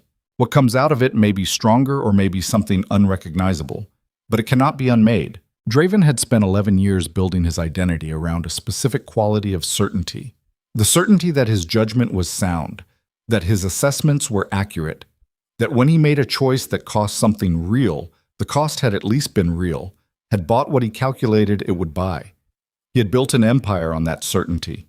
He had made irreversible decisions inside it. The certainty was gone now. Not permanently, perhaps. Certainty could be rebuilt. But it could not be rebuilt on the same foundation because the foundation had been compromised in a way that required excavation before reconstruction. He would have to dig down. He would have to look at everything Castle had touched and understand what he actually knew versus what he had been guided to know. He would have to rebuild his understanding of his own court from the ground up. He would have to do this while maintaining operational stability, because an empire that appeared to be an internal crisis invited external pressure, and the Morath Compact Alliance was already a significant external pressure. He would have to do all of this. And then, when he had done all of this, when he had torn down and rebuilt the internal architecture of his own court's integrity, when he had earned back the right to an accurate assessment of his own situation, he would have to decide what to do about the fact that the woman he loved had been removed from his life by a deliberate act, and she did not know it. And she was building a sovereign entity on the eastern continent, with a military alliance and no reason in the world to believe that anything about her departure from his life required revisiting. He opened the door. "Send for Lord Castle," he said to the guard outside. "Tell him I need him in the main council chamber. Tell him it's the Eastern Trade Assessments." He paused. "Tell him to come alone." He walked down the corridor. The empire he had built was intact. The crown was on his head. The armies were at his command. And every single one of those things meant exactly nothing about what he was walking toward, which was the most specific and personal and irreversible reckoning of his life. He pushed open the council chamber door. He sat at the head of the table. He waited. When Castle entered 3 minutes later and saw Draven's face, not the managed face of the king in meetings, but the real one, stripped of the performance layer, looking at him with the full and complete knowledge of what he had done, he stopped just inside the doorway. The silence between them was not the silence of unspoken things. It was the silence of a man who had just understood that there was nothing left to manage. "Close the door," Draven said. Castle closed it. "Sit down." Castle sat. Draven placed the intelligence report on the table between them. "Tell me," he said. "Why?" Castle did not answer immediately. This was itself information. Draven had interrogated enough men across enough years to know the taxonomy of silence under direct accusation. There was the silence of genuine shock, which had a particular quality of physical stillness, a kind of system suspension. There was the silence of a man calculating his next move, which produced micro-movements at the jaw and hands. And there was the silence of a man who had known this moment was coming and had decided in advance what shape he would give it. Castle's silence was the third kind. He sat across the table with his hands flat on the surface and his eyes on the intelligence report, and the particular composure of a person who had already rehearsed this scene. Not comfortable. He was not comfortable. The slight elevation in his breathing marked that clearly enough. But prepared. In the way that someone is prepared who has known for some time that a door was going to open and has made decisions about how to stand when it did. "You already know why," Castle said. "I know what," Draven said. I want the why. From you, directly. Castle looked up. Because you were going to build something soft, he said. You were going to let a woman with no bloodline, no political capital, no military backing, sit at the center of this empire and call it love. And every kingdom watching Blackthorn would have read that as a fracture, a king governed by sentiment instead of structure. He said it without heat, as if he were delivering an advisory assessment, which in some sense he was, his final one. I served this empire for 9 years. Everything I did in service of its longevity. You manipulated my deliberations, Draven said. I shaped them. There's a difference. There is no difference. I closed off paths that would have produced a weaker outcome. You closed off paths that would have kept her here. Draven's voice came out flat and final. Don't dress it in strategy. You made a decision about my life and my court and the woman I loved, and you made it without my knowledge and without my consent, and you called it service. Castle was quiet. And the Eastern Channels, Draven said. The intelligence feeding out of this palace for 2 years. Who were you feeding it to? Parties with interests in Eastern stability. Name them. Castle named 4. 2 were minor Eastern merchants whose involvement was mostly incidental, opportunistic, the kind of intelligence trade that happened at the edges of political systems without central coordination. The third was a Morath Federation contact, which explained, with sudden clarity, why the Federation had moved so quickly to alliance with the Compact. They had been receiving Blackthorn's strategic assessments for 2 years. They had known exactly how to time the announcement for maximum impact. The fourth name Draven had not anticipated. Lord Fennec Ravenshade, Celestia's uncle, the man who had brokered the marriage terms. Draven did not move. Explain that, he said. Cassell's composure shifted slightly. For the first time, something beneath the prepared surface showed itself. Not regret exactly, but the specific discomfort of a person who has been operating inside a system more complex than they fully understood and is now watching the parts of it become visible. Ravenshade wanted the marriage, Castle said. Wanted it more than your advisors knew. The maritime territories, his family's financial position was more precarious than the public accounting showed. The alliance wasn't just politically valuable to them. It was necessary. Without it, within 3 years, 2 of the Ravenshade territories faced effective insolvency. He paused. He approached me 4 years ago, before the Eastern Corridor problem was even a formal strategic concern. He needed a path to the marriage. I needed a court position that was secure regardless of who Draven Kaelor chose to love. The architecture of it assembled itself in Draven's mind with the particular clarity of something that had always been there and simply needed the right angle of light. Cassell had not been serving Blackthorn. He had been serving an arrangement between himself and Fennec Ravenshade, an arrangement that required Draven to make a specific marriage, which required removing the obstacle to that marriage, which required constructing the deliberation so that the obstacle appeared to be a strategic vulnerability rather than a choice. Seraphina had not merely been removed from his life by a betrayal. She had been removed by a transaction. Someone had sold her absence. Draven stood. He did not shout. He did not move toward Castle. He had enough control for that. And the control came not from calm, but from something colder and more structural. The recognition that what he felt right now was so large that if he allowed it full expression in this room, with this man, he would do something that could not be undone, and he was not yet finished needing information. You will be removed from your position effective immediately, he said. You will be confined to your quarters under guard. You will not communicate with anyone outside those quarters until I have determined the full scope of what you've built inside my court. He looked at Cassell with the look he had only deployed once or twice in 11 years. The one without the management layer, without the performance of authority, just the raw and total assessment of a man who has decided something is finished. And you will understand that the only reason I am not doing something irreversible right now is that I need you functional long enough to dismantle what you built. He walked to the door.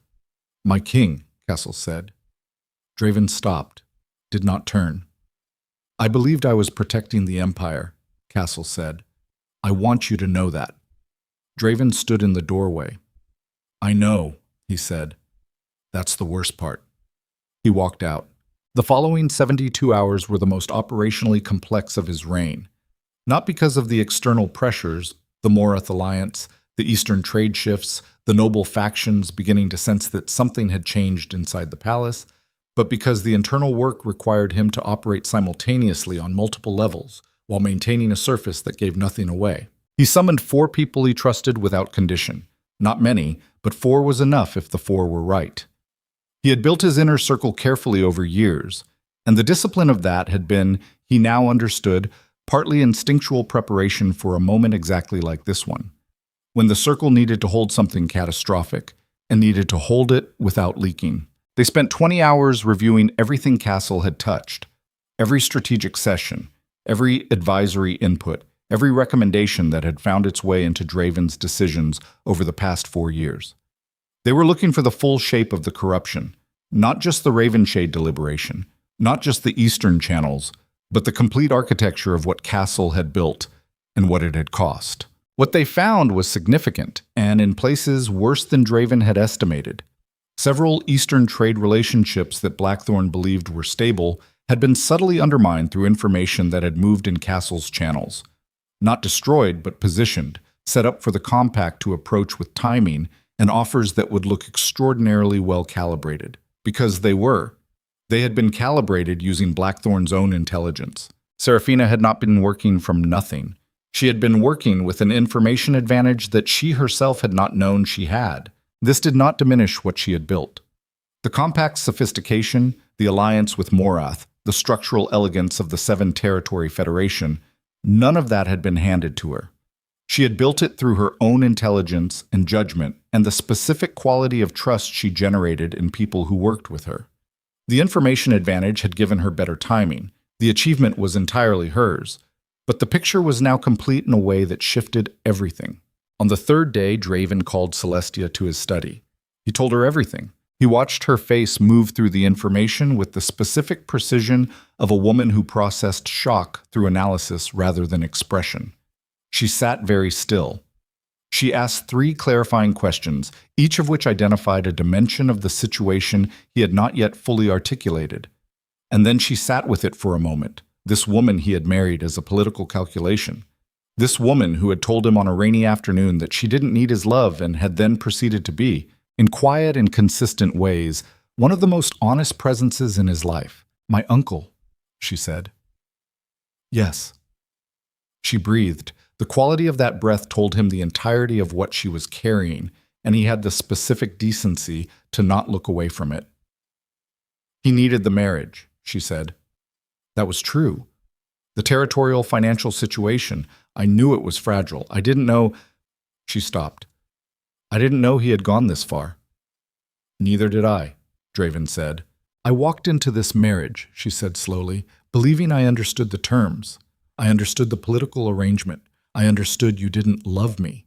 I had made peace with that." She looked at him. "I did not understand that my uncle had engineered it, that the arrangement itself had been manufactured." "You were not complicit," Draven said. "I want to be absolutely clear about that." "I know," she said. "That doesn't make it feel clean." She was quiet for a moment. "What are you going to do?" "About Castle, full accounting, formal process, consequences consistent with what the evidence supports, about Fennec Ravenshade." He stopped. "That's more complicated. He's your family. The Ravenshade alliance is still politically real regardless of how it was brokered." "Don't protect me from this," she said sharply. "Don't manage the Ravenshade consequences to spare my feelings. If my uncle manipulated the deliberations of this empire, he answers for it the same way anyone else would." Draven looked at her. "You're certain," he said. "I'm certain," she said. "I did not come to this court to be protected from inconvenient truths. I came here because I believed I was entering an honest arrangement." She lifted her chin. "I want an honest arrangement. If the honest version of this arrangement requires that my uncle face consequences, then that is what the honest version requires." He nodded. "There is something else," he said. She waited. "Seraphina doesn't know," he said. "She left believing I made a free choice. She built everything she's built on that understanding, on the anger of it partly, on the specific wound of a man who chose power over her when he didn't have to. He looked at his desk. She deserves to know the full picture. Celestia was quiet for a moment. Yes, she said. She does. She paused. And you need to be the one to tell her. She won't want to see me. No, Celestia agreed. She won't. You should go anyway.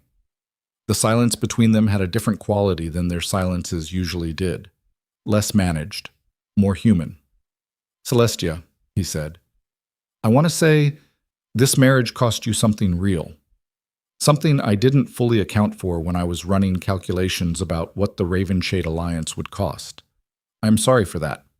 She looked at him for a moment. I know, she said. That's the most useful apology you've ever given me. She stood. Now do something with it. She left. He spent 2 more days on the internal work. Castle's confinement held. The 4 trusted advisors continued the audit. Fennec Ravenshade was formally summoned to the palace under a pretext that would hold for approximately 4 days before the real purpose became evident, which gave Draven the window he needed. On the 5th day after the council chamber confrontation, the eastern situation escalated. The acceleration came not from the compact, but from the noble factions inside Blackthorn, who had been reading the Morath alliance as a signal that the eastern balance of power was shifting and had decided, individually and then collectively, that the moment required positioning. 3 noble houses submitted formal grievances against the current trade arrangements. 2 more began quiet negotiations with Eastern merchants that Draven's intelligence characterized as exploratory but pointed. The faction structure of his court, which had been stable for 4 years, began to move. This was the particular vulnerability of a court system that had been built around the certainty of its king's judgment. When that certainty became visible as uncertain, the factions that had been suppressed by the stability of his authority began to sense room to move. He managed it. He had been managing courts for 11 years, and he was, whatever else had been compromised, still effective at this. He moved through the days with a precision that gave nothing away, and the court calmed, and the factions pulled back from their most aggressive positions. But the effort cost him, in the specific currency of a person who is running at capacity and does not have the luxury of reducing the load. He was at his desk at the end of the 7th day, reading the latest intelligence assessments, when his secretary knocked. The advance rider from the Eastern Road, my king, the secretary said. The report you requested on current compact activity. Draven took it. He had requested general intelligence on compact operations. Routine monitoring, the kind he ran on all neighboring entities. He had not requested anything specific. What the report contained was not routine. Compact territory, the 3rd of the 7 federated territories, which sat closest to the Blackthorn eastern border, had reported military movement along its northern edge. Not compact military, not Morath Federation forces. A third party, the House of Aldrich. Aldrich was not a major power. It was a border kingdom to the northeast, historically belligerent, historically contained by the combination of Blackthorn's military weight to the west and the Morath Federation's deterrent presence to the north. It had been quiet for 3 years, which his intelligence had attributed to internal consolidation following a succession dispute. The intelligence had been wrong. Aldrich had not been consolidating. Aldrich had been preparing. And it had chosen to move now, precisely now, in the window created by the public perception that Blackthorn's eastern attention was divided, and the Morath Compact Alliance was still new enough that its operational depth was unproven, targeting the Compact's northern territory edge. The intelligence report characterized the movement as significant. 2 columns. Organized. With the specific logistical signature of a force that intended to hold territory rather than raid it. Draven read the report twice. The Compact's military capacity was real, but still young. Morath's alliance was formal, but Morath's forces were stationed in the northwest, days from the Compact's northern edge. The territory being targeted was the one with the least established infrastructure, the one that had joined the Federation most recently, and whose integration was still incomplete. It was also, based on the geographic intelligence in the report, the territory that held the primary northern trade route. The one that, if compromised, would cut the Compact's northern commerce by nearly a third. Whoever had advised Aldrich on the timing and location of this move had done so with detailed knowledge of the Compact's vulnerabilities. Draven stared at the report.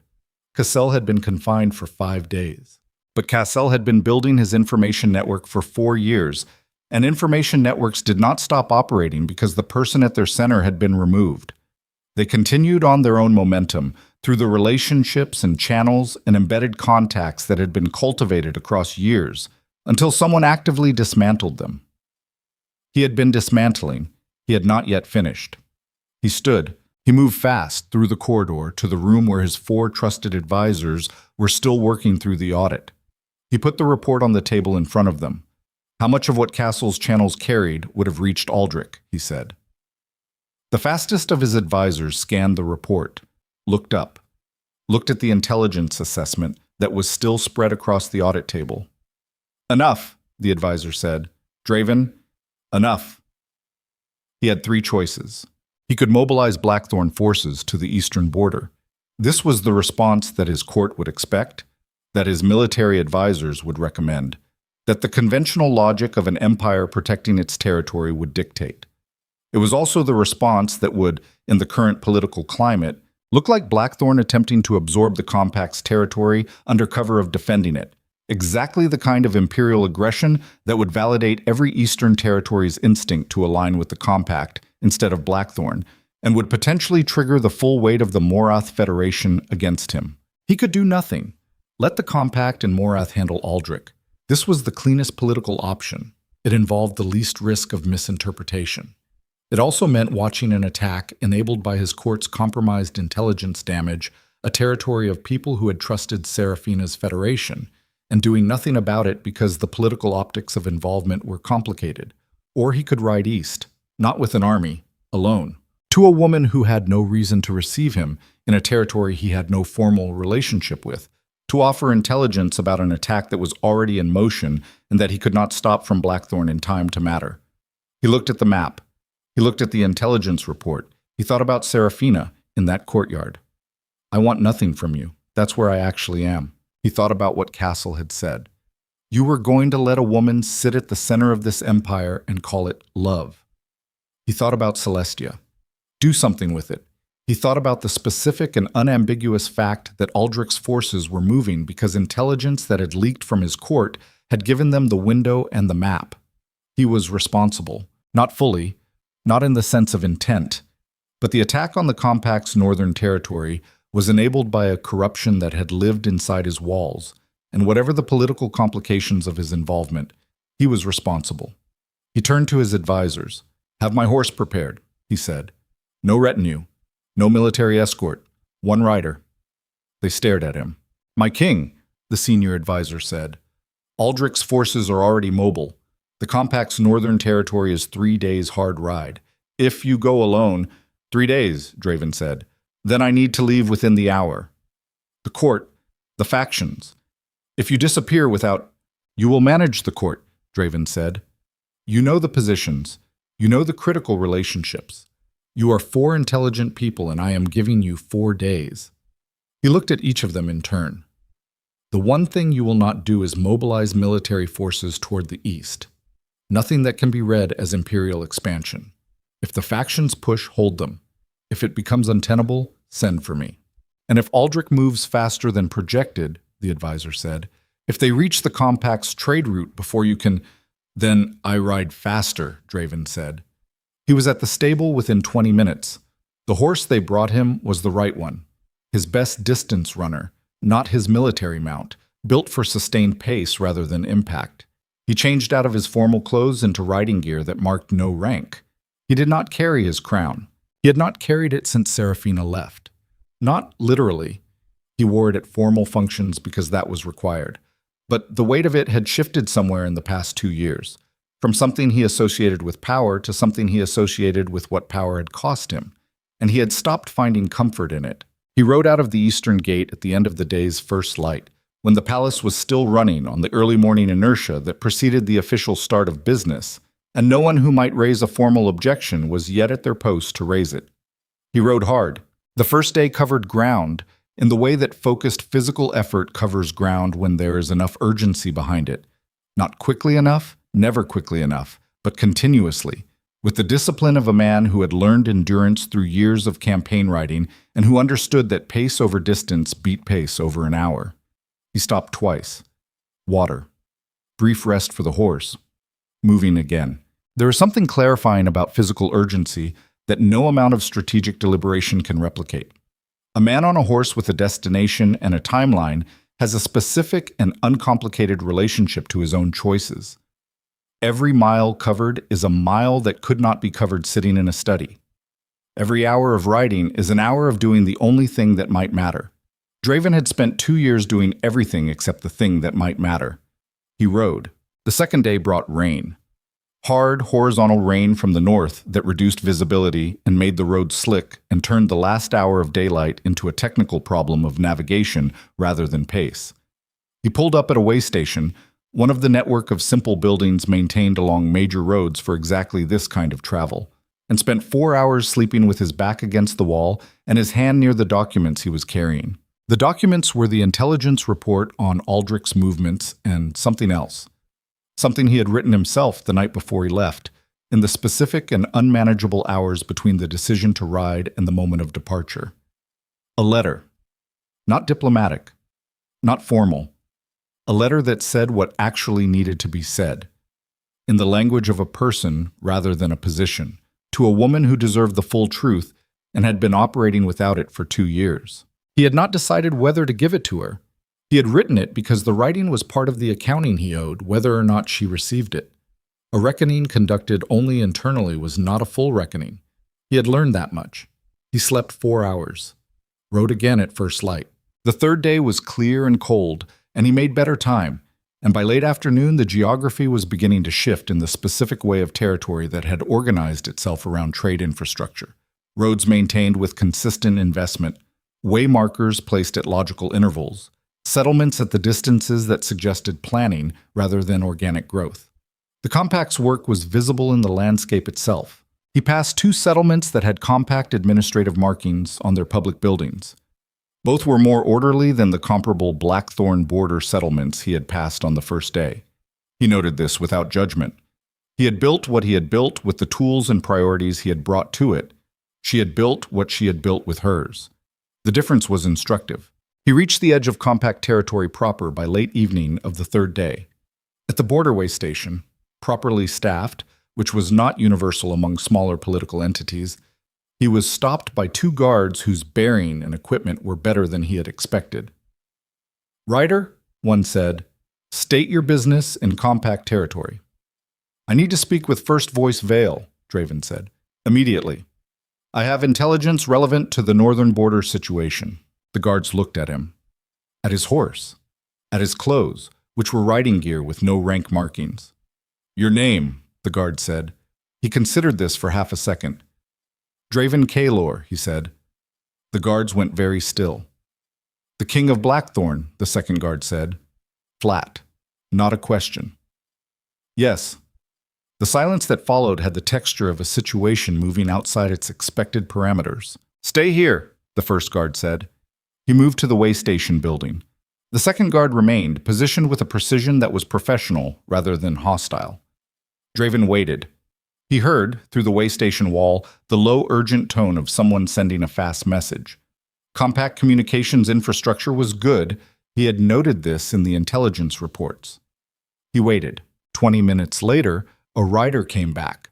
Not a guard, but an administrative official, someone who moved with the particular sureness of a person operating in their own competent territory. "The First Voice will receive you," the official said. There was something in the official's face. Not hostility, not warmth, but a specific quality of assessment that told Draven he was being looked at very carefully. "Follow me, closely." He followed. They rode for 40 minutes through a landscape that became, gradually, the outskirts of what was clearly a significant settlement, organized, lit, with the specific density of a place that had been built fast but built well. He had expected something provisional. He found something that was already real. The building they stopped at was not a palace. It was a large working structure, stone, 3 floors, with a central courtyard lit by torches and occupied by several people moving with the purposefulness of people who did not stop working because night had arrived. It had the feeling of a place that was the heart of a functioning system. He dismounted. His legs registered the 3 days of riding with the unambiguous protest of a body that had been pushed and was notifying him of the fact. He was shown inside, up a staircase, into a room, and then the official stepped aside and Draven walked through the door and the room resolved around him.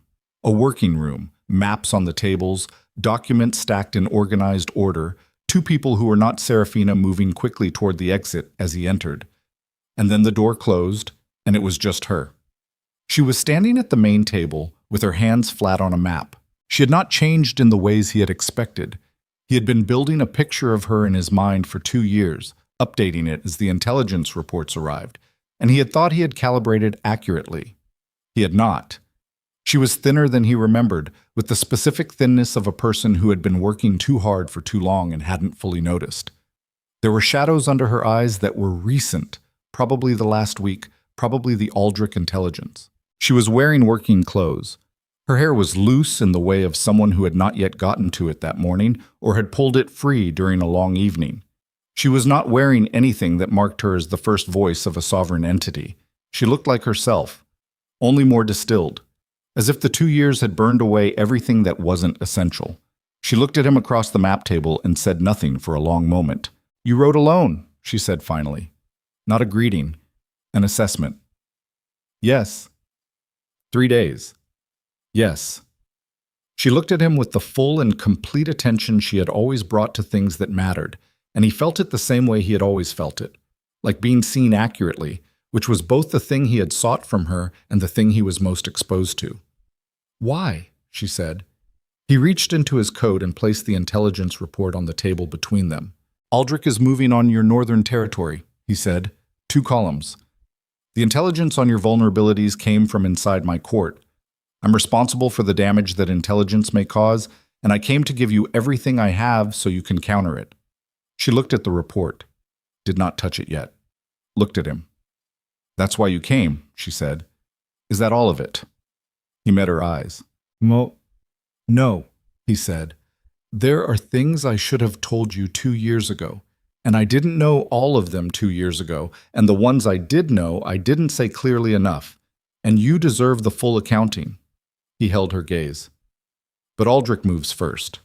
The rest waits until you've dealt with that." Seraphina looked at him for another long moment. Then she picked up the intelligence report. She read it fast, the way she read everything, completely, and on first pass. He watched her face move through it, watched her locate the specific details that confirmed what she had apparently already been tracking through her own intelligence, watched her stop at the section that identified the source of Aldrich's information. She looked up. "Your court," she said. "Yes. Someone inside your court gave them the map of my vulnerabilities." "Yes." "Who?" "Cassell, my senior strategic advisor. He's been confined for 5 days, but his channels were still active." Something moved in her face. Not surprise. Something more complicated. "Cassell," she said. "He was in the Ravenshade deliberations." "Yes." The silence that followed was not a comfortable silence. It was the silence of a person arriving at the edge of a piece of information and not yet stepping through it. "Seraphina," Draven said. "The Ravenshade deliberations were manipulated. The alternatives were real. Castle knew they were real and closed the door on them. You left believing I made a free choice. I need you to know that the choice was built. Not entirely. I made my own decisions. I carry my own weight in this. But the framing I was given was deliberately constructed to point me toward the marriage." She looked at him. Her hands were still on the intelligence report. He could see the tendons across her knuckles. "Who else?" she said. Her voice was very even. "Who else was inside the construction?" He told her about Fennec Ravenshade, the transaction, the 4-year arrangement, the financial precarity that had driven it. He watched her take it in, all of it, without looking away. And that was when a second door opened behind him, and a breathless aide entered with a communication in hand and said, with the specific quality of urgency that meant there was no time to finish any conversation that had not yet reached a conclusion. "First voice, Aldrich's eastern column has accelerated. They're 2 hours from the northern pass." Seraphina was already moving. "Get me Corin and the northern commanders," she said. "The Morath liaison, 10 minutes." She picked up the intelligence report and folded it into her coat. She looked at Draven with the full weight of everything he had just put in front of her. the Aldrich intelligence, the castle revelation, the Ravenshade transaction. 2 years of a wound that had just been reframed. And she assessed him the way she assessed everything. "Can you ride another 4 hours?" she said. "Yes," he said. "Then you're coming with me," she said. "You know Aldrich's military patterns better than anyone in this room. I need that knowledge." She moved toward the door, stopped, looked back at him over her shoulder. "We finish the other conversation after," she said. "After," he agreed. She walked out. He followed, and somewhere in the distance, past the organized lights of the compact settlement and the dark line of the northern hills and the cold continental air that had no regard for the weight of human decisions, Aldrich's columns were moving toward a pass that was about to receive the full and undivided attention of the woman who had built a sovereign entity in 18 months from nothing and who had not, in all that time, once made the mistake of underestimating what she was capable of. Draven pulled his coat closed against the night air and followed her out into it.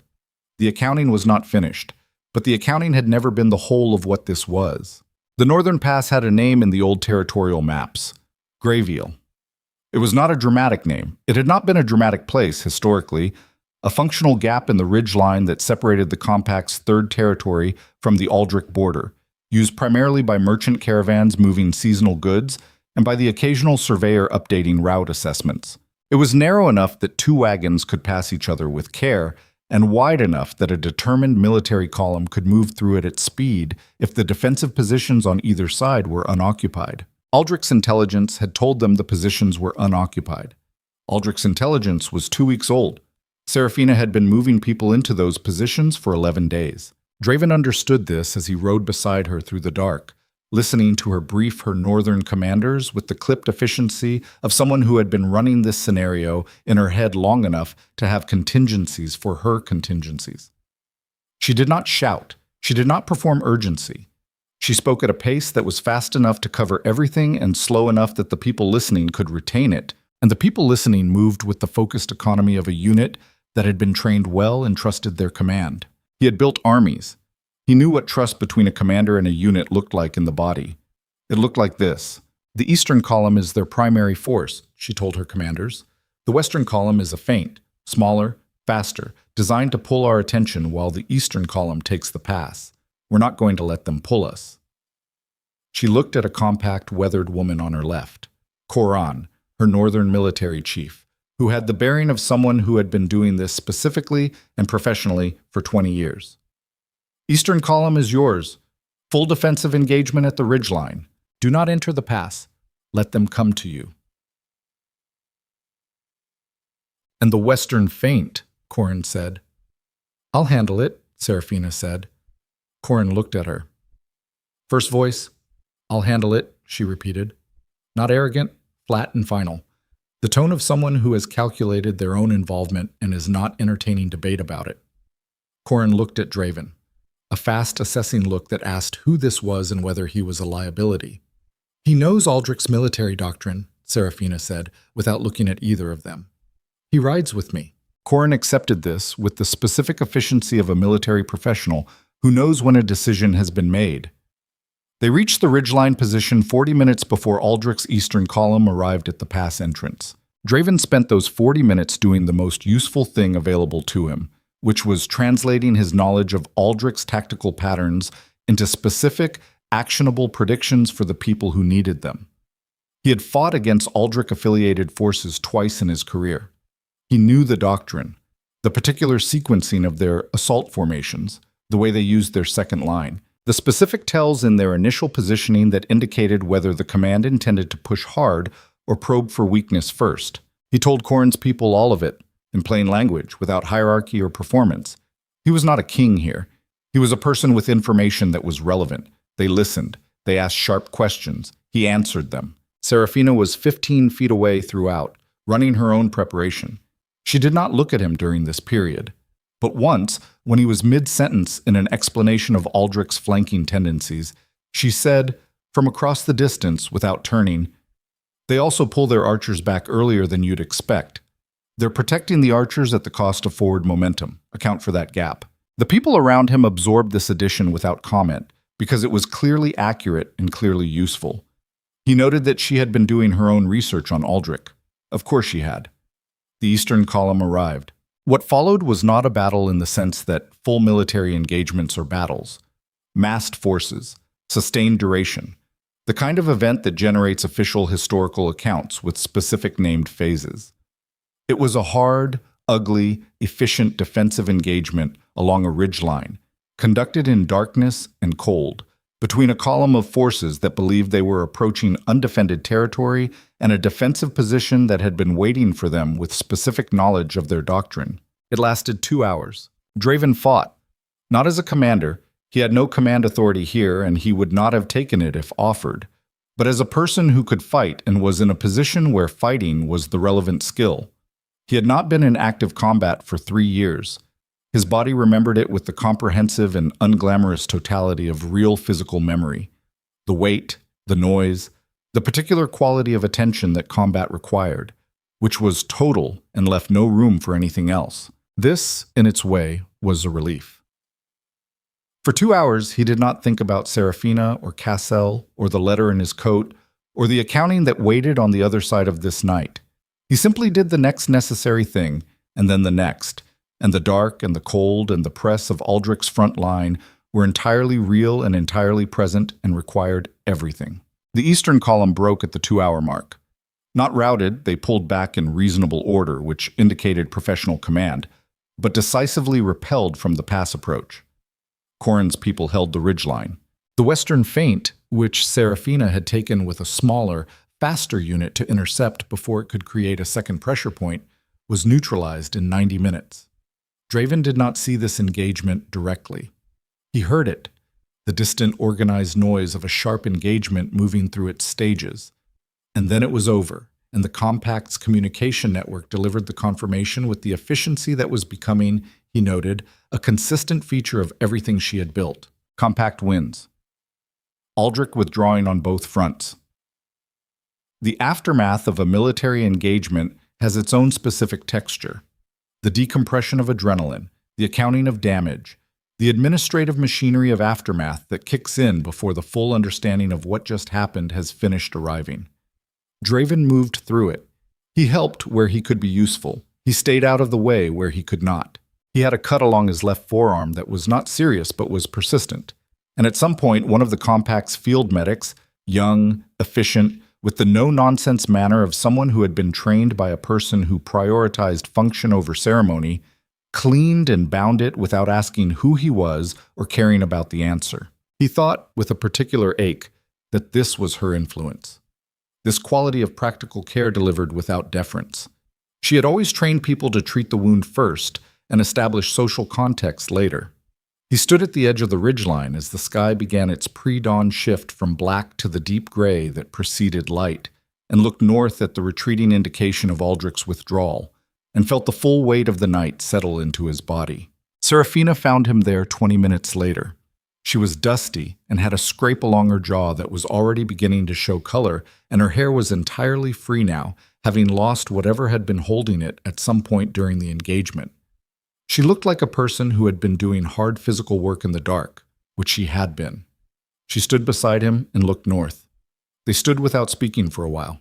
There is a particular kind of silence that follows shared danger, a silence with a different density than ordinary quiet, weighted by the specific reality of having occupied the same urgent and physical space, of having moved through something together that required full presence.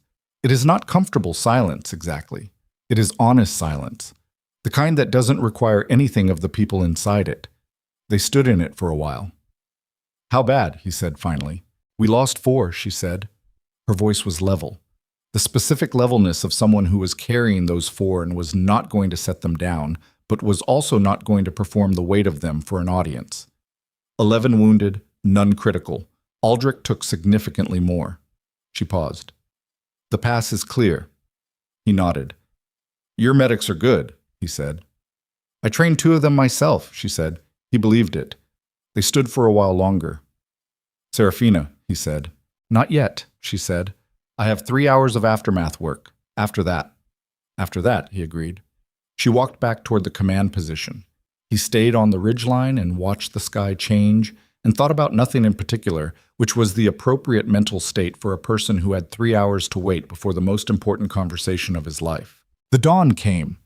The aftermath work proceeded with the organized efficiency of a functional system. He helped where he was allowed to help.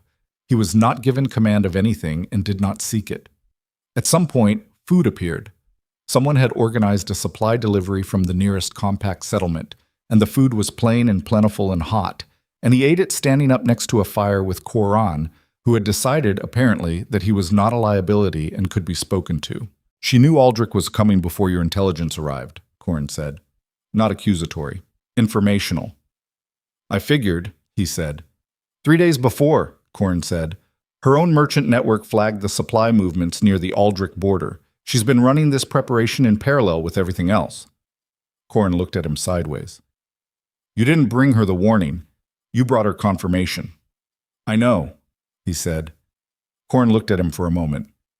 "Why did you come then?" He thought about it. "Because I owed her the information regardless of whether it was new," he said, "and because there were other things I owed her that I couldn't send by courier." Koran absorbed this with the non-committal expression of a military professional who had heard many things and had learned to neither endorse nor dismiss them. "She doesn't talk about you," Koran said, "in case that's information you want." "It is," he said. "Not bitterly," Koran added. "She doesn't talk about you bitterly. She doesn't talk about you at all. There's a difference." He thought about that for a while, eating the rest of his food in silence, looking at the ridgeline in the gray morning light. The 3 hours became 4. The aftermath work expanded in the way that aftermath work always expands, because damage assessment and supply accounting and communication dispatches and care for the wounded and the administrative recording of those who could no longer be cared for all take longer than projected and all require complete attention. She found him when she was ready. She came to the room they had cleared as a temporary command space, a structure that the compact had pre-positioned at the ridgeline approach for exactly this purpose, which told him something about the level of preparation she ran as standard practice. And she closed the door and she sat down across the table from him. She looked tired, not defeated, just honest tired, the kind that comes from doing hard, necessary things without sleep and is worn openly because there is no remaining reason to manage appearances. She looked at him the same way. "Tell me all of it," she said. "From the beginning, the version you know now," he told her. He took no shortcuts. He gave her the full architecture, Castle's 9-year position, the 4-year arrangement with Fennec Ravenshade, the financial precarity that had driven it, the systematic construction of the deliberation, the Eastern intelligence channels, the way the Morath communique leak had been routed to obscure the depth of the internal compromise. He told her what he had known, when he had known it, and what he had not known until the investigation. He did not arrange the telling to make himself appear better than the situation warranted. He had made his own choices inside a constructed frame, and those choices were his, and he did not use the construction as an excuse. She listened without interrupting. This was consistent with how she had always listened, with total attention and no visible processing of her own reactions, storing them for later, giving full space to the information before she engaged with what the information meant. When he finished, she was quiet for a moment. "The alternatives were real," she said. "Yes. You could have chosen differently and kept the Empire intact. Based on what Castle's investigation has shown, yes. The paths were viable. They were harder. They required more personal sacrifice from me and more political risk in the short term. But they were real." She looked at her hands on the table, then back at him. "I spent 2 years," she said, "knowing you loved me and knowing you chose the Empire over me, and I made peace with that. I built on top of that understanding. I used it." She paused. The anger of it, the specific anger of being the affordable loss, that was part of what drove me, part of what made me move fast, part of why I was willing to risk things I might not have risked if I were building from comfort. She was very still. "And now you're telling me the ground that anger stood on was partly false." "Yes," he said, "which means the wound was manufactured, at least partially." "Yes," she breathed, long and even. "I don't know," she said slowly, "how to feel about that. Whether it makes it worse or whether it makes it different. Whether I should be more angry or less. Whether the fact that you were also betrayed, that you were also operated on by someone who didn't ask your consent, whether that changes what happened between us. She looked at him directly. Does it change it, Draven? In your own assessment, not what you want me to think, what you actually think. He held her gaze. It changes the context, he said.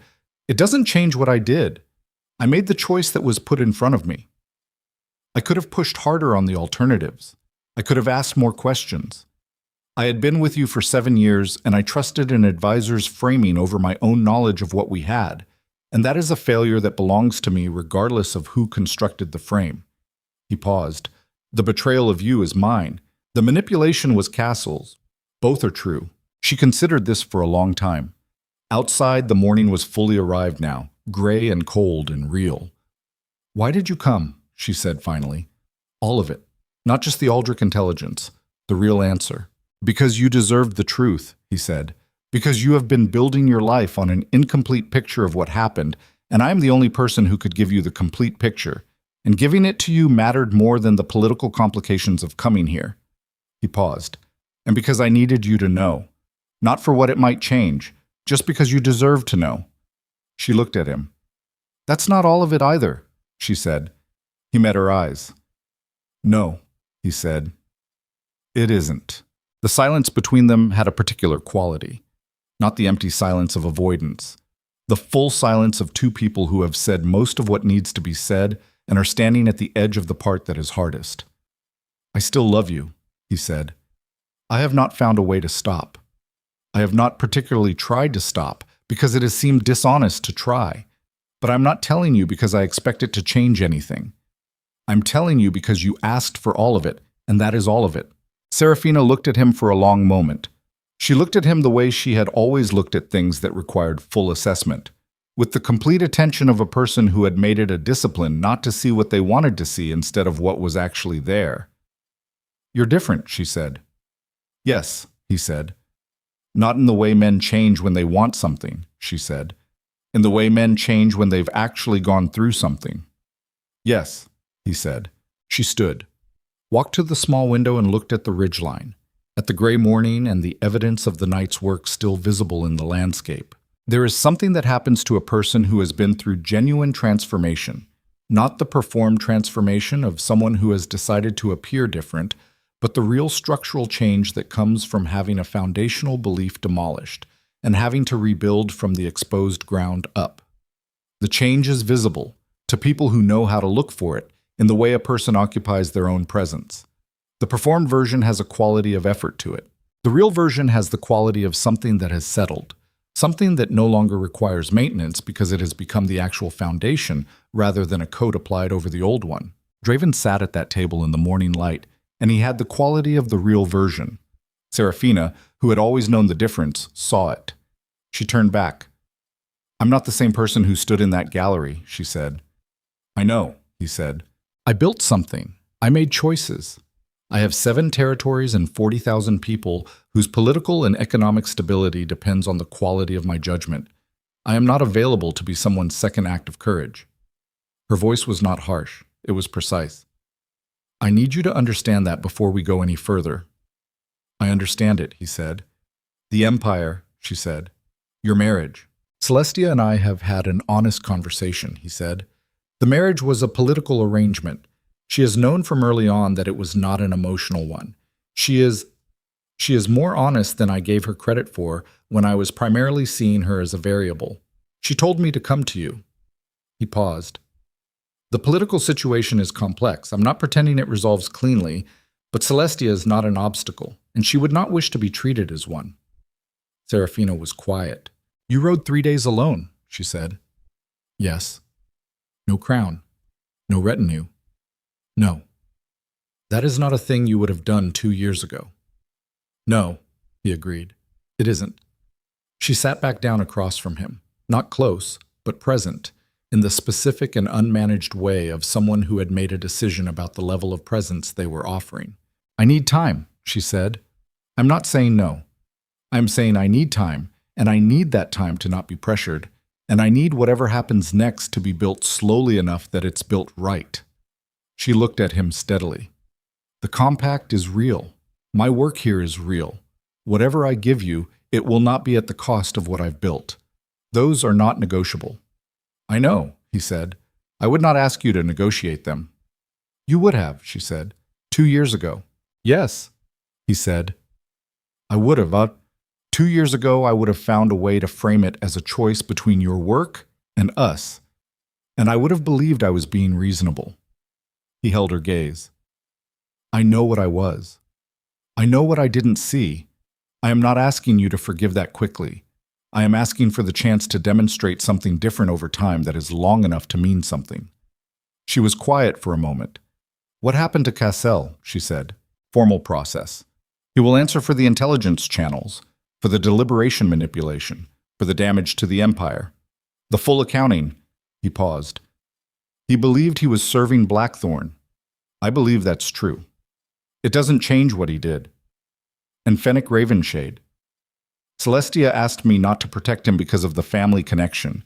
The accounting will be proportional to what the evidence supports. Seraphina absorbed this. She's a better person than the situation she was put in, Seraphina said. Yes, he said. She is. Tell her I said that, not as diplomacy. Actually tell her. I will, he said. They sat in the gray morning with the full weight of 2 years and 7 years and everything that had been done and not done and not said between them. And the weight was not comfortable, but it was honest. An honest weight is the only kind that can eventually be set down. There are things I built on anger that I will now have to decide whether to rebuild on something else, Seraphina said quietly. Not to him exactly, thinking aloud the way she did when she was working through something that mattered. I don't know yet what some of those things become. Whether the anger was the foundation or the fuel. Whether removing the false parts of the wound takes anything real away. I don't think it does, he said. What you built, you built. The motivation was yours. The anger was a response to a real thing, even if the real thing was partly constructed. You were still wronged. The mechanism was just more complicated than you knew. She looked at him. You've thought about this carefully, she said. I've had 2 years of thinking about it, he said, and 3 days of writing with nothing else to think about.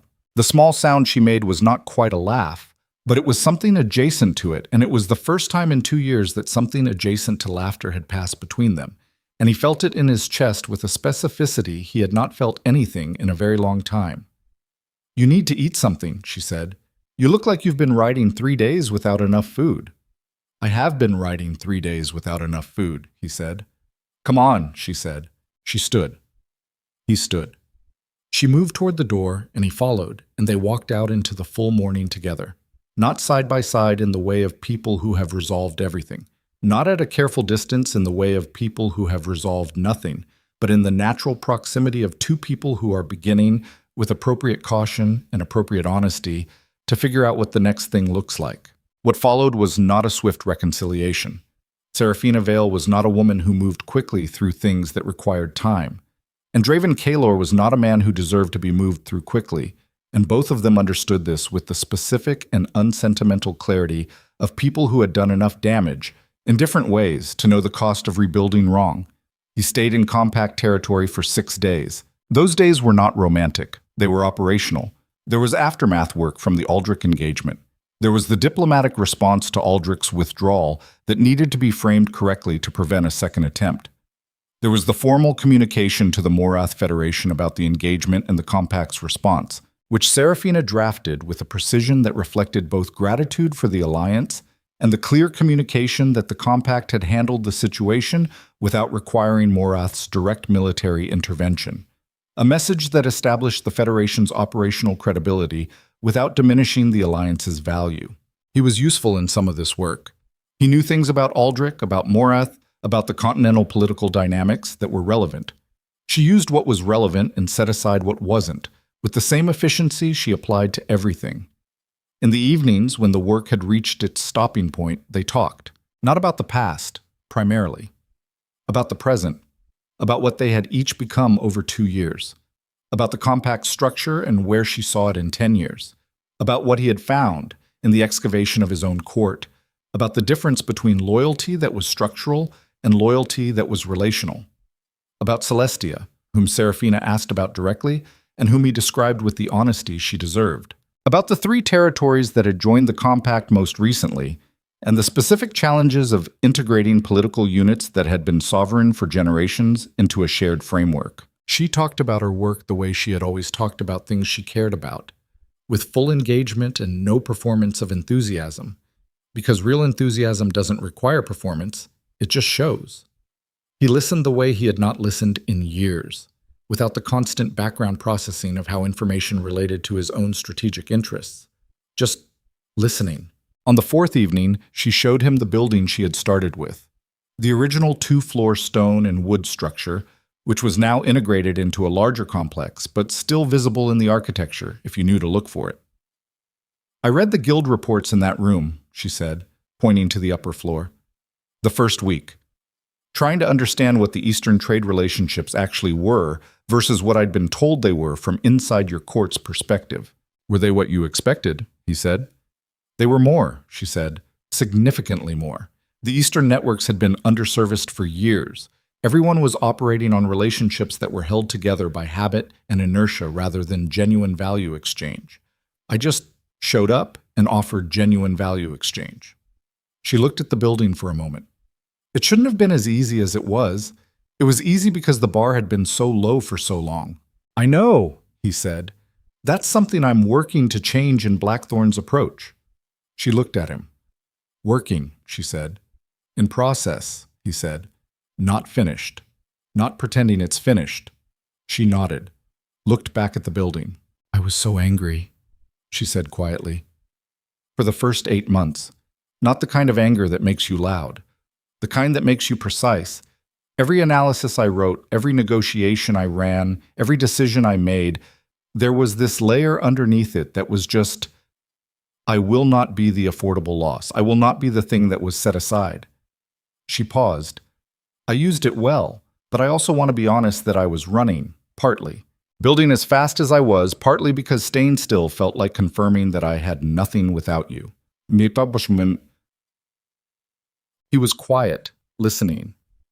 "I stopped running about a year ago," she said. "When the compact was real enough that I couldn't pretend I was building a case. I was just building because this is what I do. This is who I am." She looked at him. "That took longer to find than it should have." "You found it," he said. "I found it," she agreed. "That's not nothing," he said. "That's everything." She looked at him with the specific quality of attention she brought to things that mattered. On the 6th day, he told her he needed to return to Blackthorn. "I know," she said. "The court needs management. The castle accounting needs to be completed. The Fennec Ravenshade situation requires my direct attention." He paused. "And I need to have a conversation with Celestia about what comes next for both of them, which I will not conduct from a distance." She nodded. "You'll come back," she said. "Not a question, not an order, an assessment." "Yes," he said. "When the things that need to be done there are done well enough to come back. Not running from them. Finished with them." "I know the difference," she said. "I know you do," he said. He reached into his coat. He placed the letter on the table between them, the one he had written the night before he left Blackthorn, in the hours between decision and departure, when he had needed to commit the full weight of what he carried to something outside himself. "You don't have to read it now," he said. "You don't have to read it at all. I wrote it because I needed to write it, not because I needed you to receive it, but it belongs to you."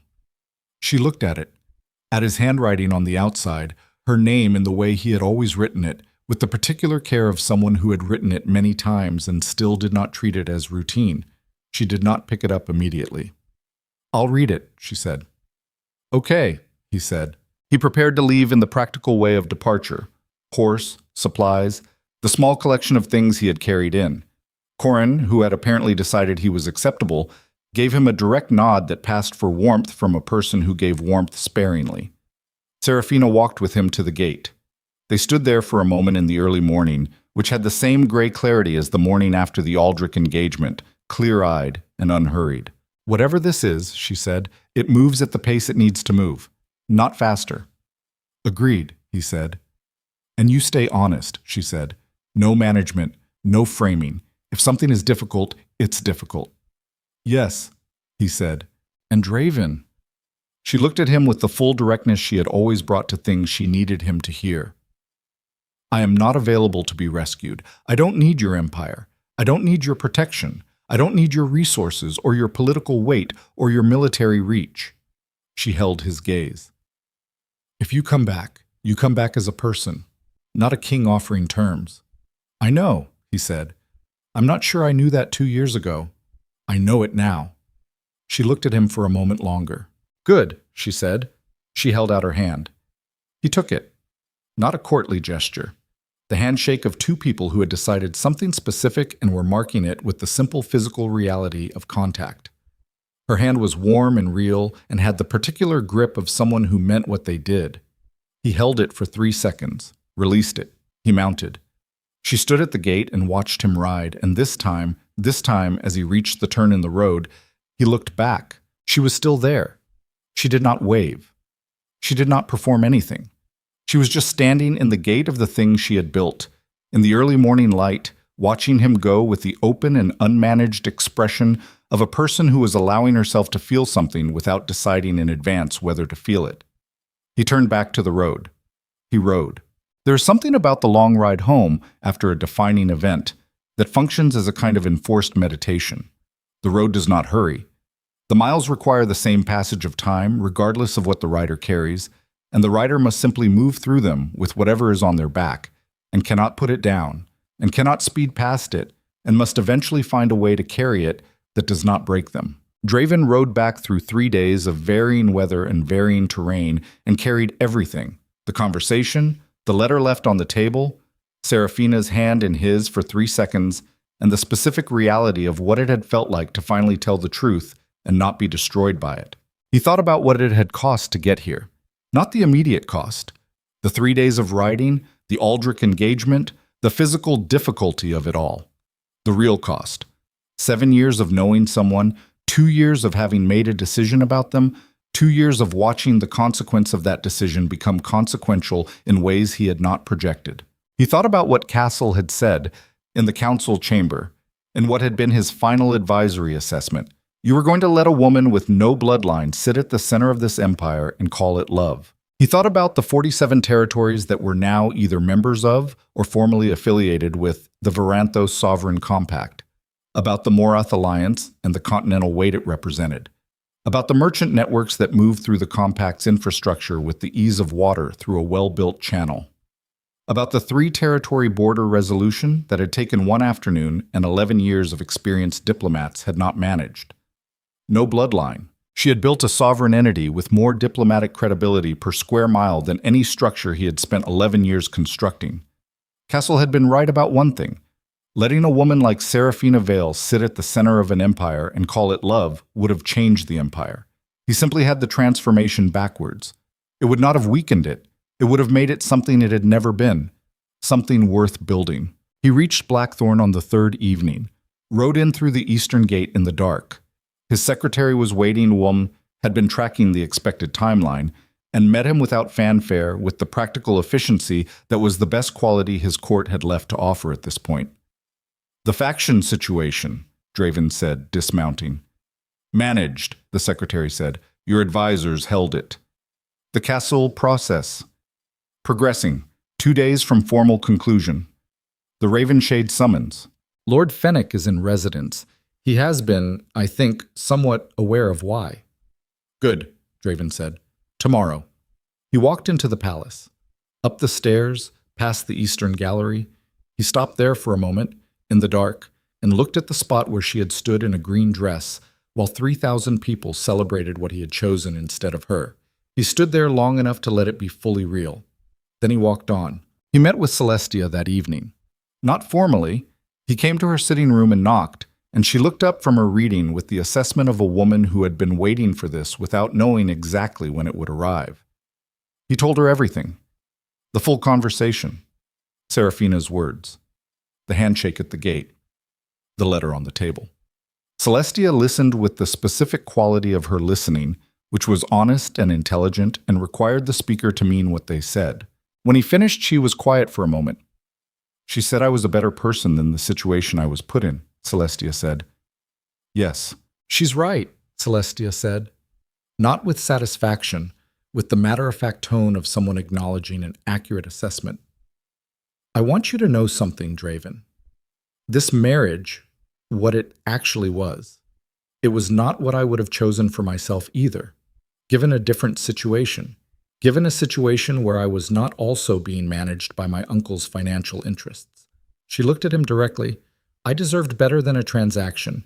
You deserved better than a transaction. She deserved better than being the thing the transaction displaced. Yes, he said. We deal with Fennec honestly, she said. And then, she paused, and then I think we need to have a conversation about what this marriage actually is and what it actually isn't, and what we each need from whatever comes next. Honestly, without the frame of what we were supposed to be to each other. Yes, he said, we do. They had that conversation. It took most of the night, and it was not comfortable, and it was completely honest. And at the end of it, something settled between them that was not love in the sense they had never had it, but was something solid. The mutual respect of two people who had agreed to stop pretending and start dealing with what was actual. Fennec Ravenshade was dealt with in the days that followed. Formally, proportionally, with the full weight of what the evidence supported. Celestia did not shield him. She was present for the formal accounting, and her face during it was the face of someone who had made a decision about what kind of person they were going to be when the convenient option was available. Draven respected her for that more than for anything else in their shared history. Castle's process concluded. The full accounting was delivered, and the consequences were proportional, and the channels he had built inside Blackthorn's court were dismantled with the thoroughness of a structure being taken apart from the foundation up. In the months that followed, Draven rebuilt. Not the Empire. The Empire had remained standing. He rebuilt the internal architecture of the court's integrity. The information systems, the advisory structure, the channels through which intelligence moved and deliberations were conducted. He rebuilt them with the specific knowledge of someone who understood now exactly how they could be corrupted and what corruption looked like before it became catastrophic. He was not the same king he had been. The change was not dramatic. It did not announce itself. It was visible primarily in the quality of his attention, the way he listened, the questions he asked, the things he refused to take on trust from people whose framing he had not independently examined, the way he pushed back on his own instincts when his instincts told him something was easier than it probably was. He corresponded with Seraphina through formal diplomatic channels, as appropriate for two heads of neighboring political entities. He also wrote to her separately in the language of a person rather than a position. Irregularly, when he had something real to say. He did not send the letters at a pace that constituted pressure. He sent them at the pace of someone who had learned, finally, the difference between pursuit and presence. She wrote back, not every time, not on a schedule. When she had something real to say in return, she said it.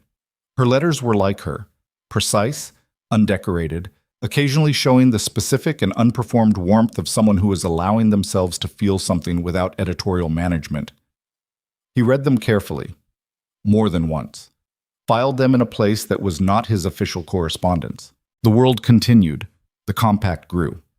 Blackthorn stabilized and then, gradually, found new ground under its revised approach to the Eastern relationships. The Morath Federation, observing both entities with the long-game patience that had kept them neutral for 11 years, maintained its alliance with the Compact and opened a formal diplomatic relationship with Blackthorn that was distinctly, carefully warmer than the previous neutrality. Seraphina's Compact and Draven's Blackthorn did not merge, did not form a formal alliance, existed for some time as two separate entities with an increasingly dense web of trade relationships and diplomatic communication and a carefully cultivated regional stability that benefited the people in both territories without requiring either to subordinate itself to the other. This was deliberate. It was, in fact, the design. He went back east 11 months after the Aldrich engagement. He came as a person, no retinue, a horse and a small pack, and the full awareness of what he was walking back into and what he was not entitled to expect from it. She met him at the gate of the Compact's administrative center. Not ceremonially. She was working. She had a report in her hand and 2 aides behind her who were going to need her attention in approximately 10 minutes. She looked at him. "You're back," she said. "I said I would be," he said. "You did," she agreed. She handed the report to one of the aides, told the other to reschedule the afternoon block. Looked back at Draven with the full quality of her attention. "Come inside," she said. I want to show you what we've built." He followed her in. The building that had started as 2 floors of stone and wood had become something that required 15 minutes to walk through if you were looking at it properly, which she insisted on. She showed him each section with the specific pride of someone who had built a thing from ground up and knew every decision that had gone into every part of it. She showed him the administrative core, the medic training wing, 3 trained healers now running regional programs, the trade arbitration chamber, the mapping room with its continuously updated territorial charts, the new wing under construction for the judicial process that was developing between the member territories. She showed him these things not to impress him. She showed him because this was what mattered to her, and she was, finally, with appropriate care, showing him what mattered. He looked at everything, asked real questions, listened to the answers. At the end of the tour, they stood in the courtyard at the center of the complex, in late afternoon light, and the place around them had the particular quality of a system that was alive and running and believed in what it was doing. "It's extraordinary," he said. "It's a start," she said. He looked at her. "What do you need?" he said. Not as a king offering resources, as a person asking a real question. She considered it. "I need Blackthorn to stop treating the Eastern merchant networks as a retention problem and start treating them as a relationship that requires real investment," she said. "I need your trade assessment team to work with my arbitration chamber on the river access dispute in the Second Territory. I need you to talk to Morath directly about the northern route because they'll listen to you in a way they won't listen to a newer entity, and that conversation would benefit us all." She paused. "Those are the professional things. And the personal things," he said. She looked at him for a long moment. "The personal things," she said, "are more complicated and less settled and are going to take the time they take, but—" She stopped. "But," he said. "But you came back," she said, "as a person, without a crown and without an army and without a transaction. You came back and you are standing in my courtyard, and you have spent 11 months demonstrating through action rather than declaration that something changed." She held his gaze with the complete and unguarded directness she had always reserved for things she was allowing herself to mean. "That is not nothing." "No," he said, "it isn't." "It's not everything yet," she said. "No," he agreed, "it isn't." "But it's enough to build from," she said. He breathed. She looked at him a moment longer, then she held out her hand. He took it, and this time she did not let go after 3 seconds. She held it, in the afternoon light of the thing she had built, with the steadiness of a woman who had decided something and was not managing the decision but simply living inside it. And he held it back with the steadiness of a man who had finally, at cost, at length, through the specific and unglamorous process of becoming different rather than merely appearing to, learned what it meant to hold something without gripping it. The world they stood in was not a simple world. There were 7 territories in the compact and an empire to the west, and a continental political landscape that would continue to require hard decisions and hard work, and the particular courage that comes not from certainty, but from moving forward inside uncertainty. There were conversations still to have, complications still to navigate, things between them still unresolved that would require the time they required. None of that was finished. But finished was not the same as real. And what was real, standing in that courtyard in the late light, was this: 2 people who had each been through the kind of damage that reveals character rather than building it, who had each found, in the aftermath, that the character revealed was the kind worth standing on. Not a fairy tale, not a restoration of what had been, something new, built from what survived the fire. The greatest lesson a ruler ever learns is not how to win. Every person in power knows something about winning. The lesson that takes the longest to arrive and costs the most when it does is this: that genuine strength is not the capacity to dominate circumstances, but the willingness to be changed by them. To come through the collapse of what you believed yourself to be and discover, in the rubble, that you are still standing, not because you refused to fall, but because you learned, finally, how to stand differently. Empires rise and fracture and are rebuilt in forms their founders would not recognize. This is the nature of things. The structures change, the institutions evolve, the political maps redraw themselves across generations with the indifference of forces that have no investment in any particular arrangement. But the human things, the specific quality of someone's attention when they choose to give it fully, The particular weight of a hand held without condition. The sound of a voice that tells you the truth because you have finally created the conditions in which truth is possible. Those things do not redraw themselves. Those things remain what they are, and they cost what they cost, and they are worth what they are worth, which is more than any calculation can hold. Draven Kaelor, king of the Blackthorn Empire, stood in a courtyard that was not his, holding the hand of a woman who had built something he had never imagined because he had never been able to see far enough outside his own frame to imagine it. He was not the man he had been. She was not the woman who had stood in the Eastern Gallery in green. They were what they were now, and now was enough to begin.